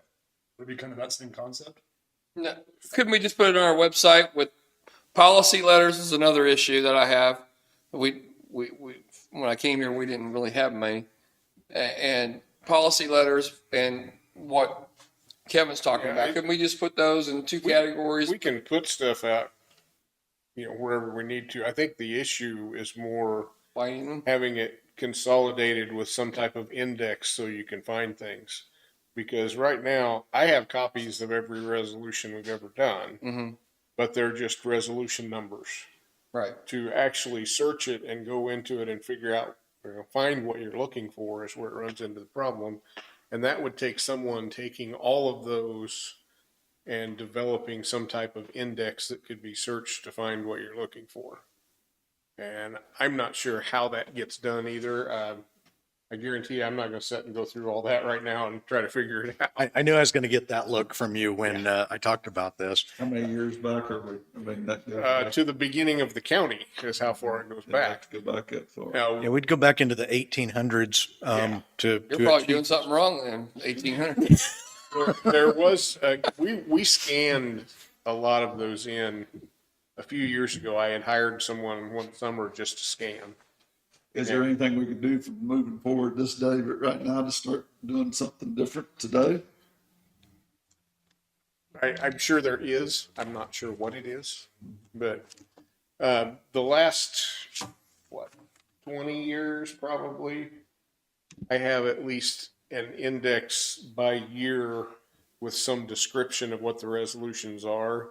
So it's a little easier for me to find those. Now, that's not out there for everybody's access, but it's when you get into older than that it's tough to search through those and find anything. The problem I would have with it is just for the community, honestly. I mean, or we, the folks who work for Linn County, work with Linn County. And the reason I ask is I've been working with Gary on a resolution in regard to our new facility that would allow us to charge people for holding their inmates. That's going to be pretty popular here pretty soon. So we've been working on a resolution for that. But I mean, really, that needs to be put somewhere where everybody can see that. Because if we have a policy or a law that our county legislatures make, those things should be available to the public so they could go back and research and see that. I have people all the time who say, hey, do you have a resolution that covers this situation? Whatever it may be. It could be a barking dog, something like that. No, we don't. But then the folks say, well, how do we know that? We can't see any of these laws. And to me, it's kind of the same thing. When you come in, a couple years back when I came in as sheriff, to sit down and look at our county law is real close to impossible. I mean, I send David an email and say, hey, I'm looking for a resolution that involves X, Y, or Z. And then he has to go back and research that, whether it's through his database that he's built or whatever. I don't care where it exists. I don't care if it was on the LinnCountyKansas.com or on Lewis or internal network or where that existed. It should really kind of be available though for all the public, because I mean, in our world, we have a real popular saying is ignorance is no excuse of the law, right? But if they never had the chance to read it or see it, well, there really is an excuse, to having broken the law or broken the resolution, if you will. And I think it would just be better for the county moving forward if we had something, a repository where everybody can access that in some form or fashion. I don't know how complex it needs to be. Do you go in and do you type, whatever you're looking for? Maybe it involves codes with an abandoned motor vehicle on a property or something. So the public can go in and read that. Because if we tromp down there, if I took this resolution from 89-22, if I took that down and said, today, the maximum that we can charge for housing inmates is $25 per day, right? And that's under Resolution 89-22. It's backed up by Kansas Statute 1930. But if I keep this in effect, Linn County will be losing a whole bunch of money, because this is 1930, the Kansas statute is for housing U.S. inmates or municipal inmates. Now, this resolution says I shall charge $25. I don't have options. So I took it to Gary and I said, hey, help me out here, because we want to make a lot more money in this new facility. We're looking at maybe 4 times that rate for holding U.S. inmates. So first, you'll have to cancel that? I'm sorry. We'll have to cancel that resolution? I will, as soon as we have a new proposed resolution. It's not ready today. It will be within the next few weeks. And myself and Counselor Thompson will present that to you. Okay. And we'll ask for the abolishment of 89-22. And then we'll ask for the approval of the resolution. We hope to have that done this month and complete for you. Okay. Chris, I could be wrong, doesn't Christy, in her office, isn't she kind of doing something like this? She's scanning everything over to some software and then puts it out where the community can see, everybody can see it? Not the community. Oh, it's I guess she's a computer, so she's talking to the public. Correct. Yeah. Well, it's kind of similar. Remotely can come in, people pay to access it remotely. So in, Do something similar like that. But I think that's a system That's that's different. designed for deed records. yeah, I mean, not that I they're, understand that, but can we do something like that? I mean, scan something on there and then have a public computer somewhere where people can look them up? to me, it would make a lot of sense to just be, is it possible to scan those resolutions if you had them? And then put them, and then go by year maybe, and resolution 89-1 to, and then pick a year and just go forward to now, or from now, go back so far, and just put those resolutions on there, maybe the title, to whatever affects that. Well, so here's what I'm thinking, commissioners, is. But I think we need to hire somebody to do that, because I know nobody's going to want to, he's not going to want to take the time up. I don't know how we achieve it, commissioners, Yeah. but all I ask is that we would maybe research it and see how we can But get moving there. forward, if we did it now, when we took them and just like you said, put each resolution on, we would at least be moving. okay, I'm looking back here. I have a file in my computer. It's also on the clerk drive on the network that's called resolution list. It has by year clear back to 86. So it has a list. Okay. So you already have the list, you just gotta go through the list to find what. Yeah, I mean, you've got to look, and there's, anywhere from 20 to 40 a year to look through. There's no type of searchable index of it, but you can look at this list. It would, I mean, I can put that out where people can find it now. We also have resolutions scanned in going back way farther than that, which are also on a network drive, but they could be put on a part of the drive where anyone could see it. Yeah. So, I mean, that part's not an issue, but if you want to get into something specifically made for like searchable index of resolutions, I think that's going to be some work to get them into that format and to have somebody organize that. And it's not something I've got time to sit down and do. Right. A lot of those old scans, I don't think are good enough quality to be searchable of the. Yeah, and two, with some of those really old resolutions, if they're still currently on the books, I mean, they're problematic with some of today's laws. I mean, there's resolutions out there that say if you enter an intersection, you have to get out of your car and shoot a gun in the air or something silly like that. There's a lot of. And, we wouldn't want to go plumb crazy with this, but just for our newer modern system, I'm sure some counties somewhere have a resolve to this, What were you gonna say? Oh, they do have products I've seen on city websites that do ordinances and even counties.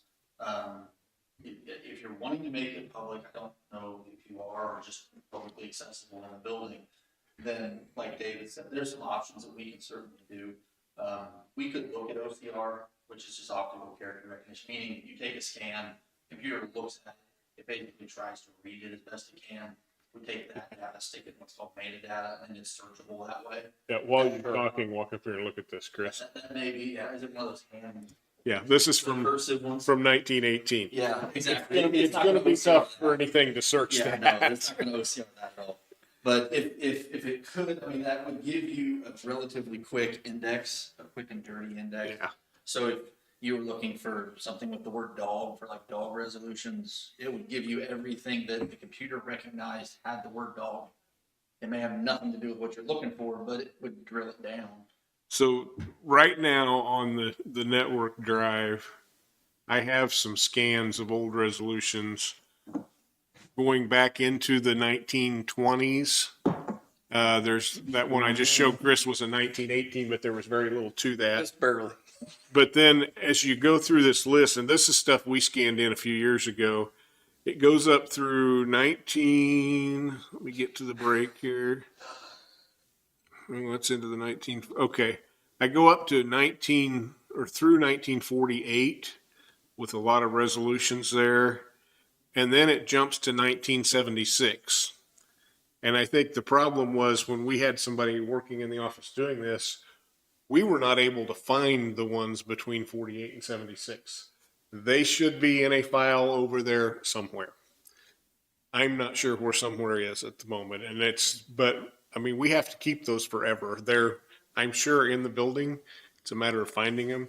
But then again, from 76 on forward, just in what's out in this file on the network now, goes up to 2011. More recent ones than that, I don't have out in that folder, but I have them all. So we already have scanned images of all that. It would be a matter of indexing and putting it out there where it's Yeah, searchable. and if we did the OCR, what it does, it makes the index a lot less labor intensive. Now, that doesn't, OCR is not perfect. So, you know, if a person does it, it can be a lot more accurate. But in this case, I honestly feel like, you know, accuracy of 95% is acceptable.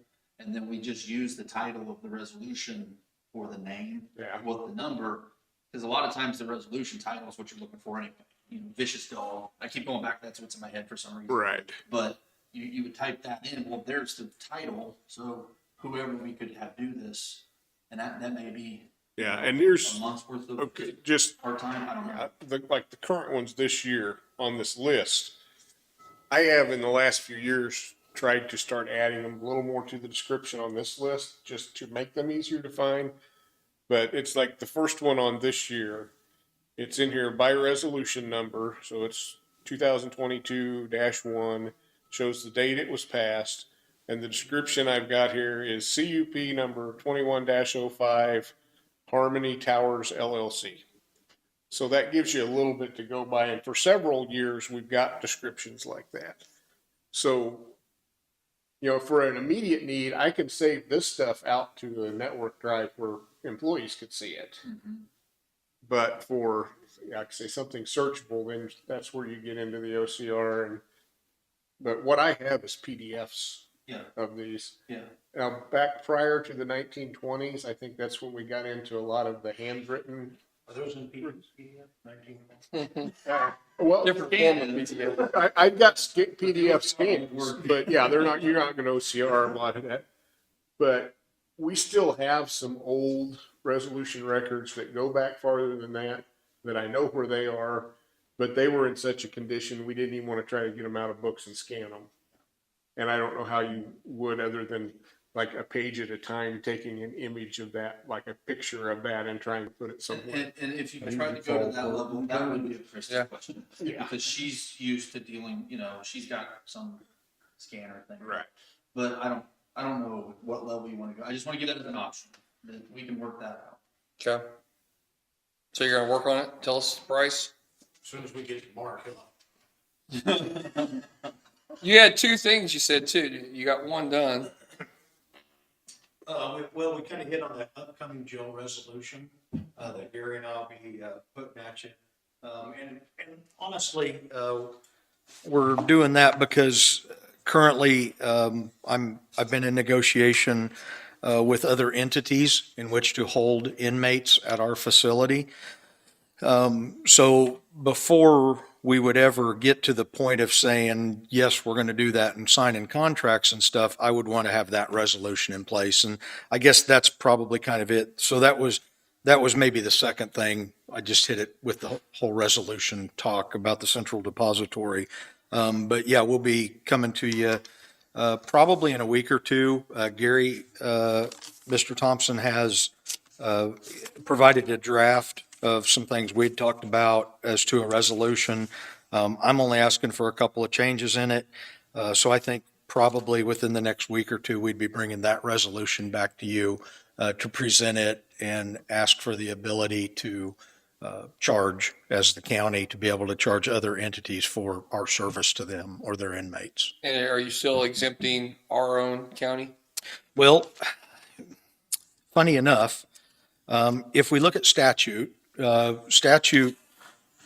would disallow exempting any, if you read 19-1930, it would tell you that the sheriff shall charge and that the municipality, or the U.S. government, because we don't charge for state, because that's what we bring is state charges, but it would tell us that we shall charge.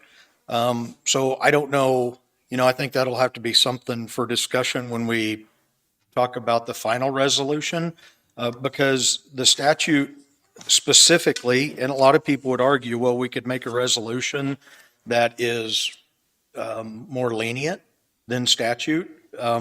But the statute, 1930, talks about that, and it was approached in Sedgwick County with Wichita, with, a whole bunch of their jail is Wichita municipal charges. in Sedgwick County. So Sheriff Easter, they don't charge Wichita, but they levied a tax against Wichita to pay for that. So you have two options. You either charge the daily rate or you levy a tax on the community that's not paying a daily rate. Well, around here, I mean, with our municipalities, we don't see 10 inmates a year out of municipal court. I think we've seen the most of them in the last few weeks. I think we had 2 or 3 municipal charges in. We didn't charge them. We don't write a bill to them. But we're violating statute by not doing that because statute tells us we shall. It don't say you may or you might. And that term shall means you got to. I think they've done that. So, And they've included the commission in the statute, the Board of County Commissioners. So it doesn't, there's no appearance that we're not being different to any entity. But what you could absolutely have and would have is different rates.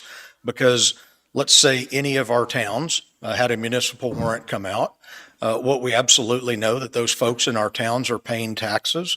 And those taxes, some of those are coming to Linn County, a portion of those. And what it tells us in the statute is that we have to charge a reasonable rate to house the inmate and take care of the inmate's needs. That way, quite frankly, there could be a sheriff out there who says, I'm going to treat them different because number one, they're not a state inmate. They're a municipal inmate. They're not a federal inmate. They're a municipal inmate. So we wouldn't want to have any different treatment. And it specifically tells us in statute that we'd have to care for any of those entities at the same rate. Not the same charge, but we would have to care for their inmates the same as we would a state or a federal inmate. So the statute is only written to municipal and U.S. inmates, because what we absolutely know is the state inmates belong to the county. There are charges. It's what our prosecutor charged.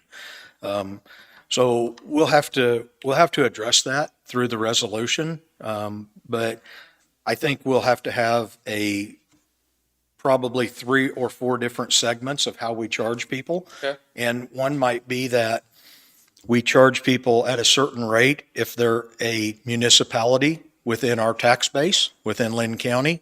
The other one might be they are everyone else. Another municipality outside of Linn County could want a house here. Another county might need us. We might have to have a rate for Kansas Department of Corrections. We might have to have a rate for a U.S. inmate. so what happens now though, Kevin? So Pleasanton City Police stops someone and they find out that they arrest the individual, I would think.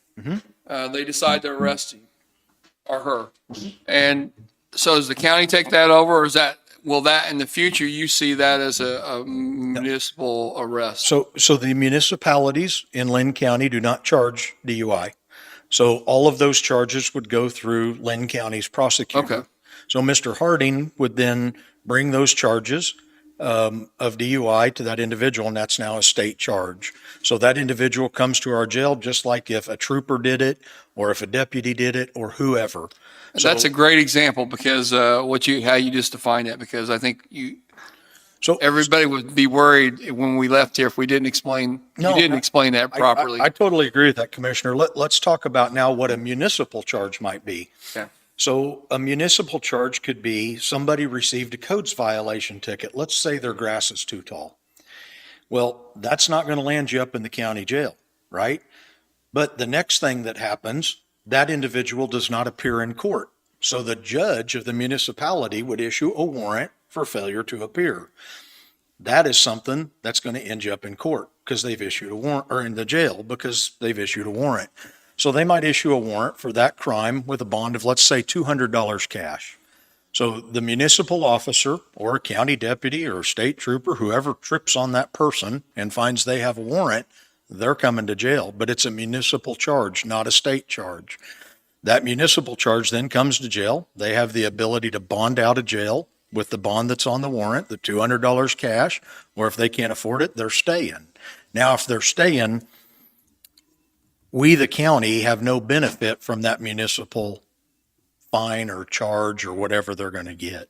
So that's why the statute would tell us you have to charge X amount of dollars per day. the resolution written in 1989 agrees with the statute, and they set that forth. The commission then said $25 a day for any municipal or U.S. violation, because realistically, a U.S. Marshal could be in Linn County working, and they arrest somebody. They may not want to take them to the holding facility in Morgan County, Missouri, which is an approved holding facility for the Marshal Service or ICE or any of those organizations. If they brought them here, the maximum I could charge would be $25 per day. When we look at a contract with, let's say, the Department of Justice, they have contracts that pay up to $105 a day. But the law that I have to go by says $25 per day. We'll be asking for a resolution that's a little bit wider open, that would be based on contract rates and things like that of today's standard versus a rate from 33 years ago where they thought $25 a day was probably good money then. But it's a little bit different now with the expense of operating a jail. Okay. Anything else, gentlemen? Thank you for your time. I appreciate it very much. Anything else? Kevin, do you have a minute? I'm going to show you. I need 45 minutes. You got time. One Session. I think they're about. I can get it. You're buying lunch. You're buying lunch? I'll make a motion, we adjourn. Been moved and seconded. All in favor? Aye. Aye. Camera shit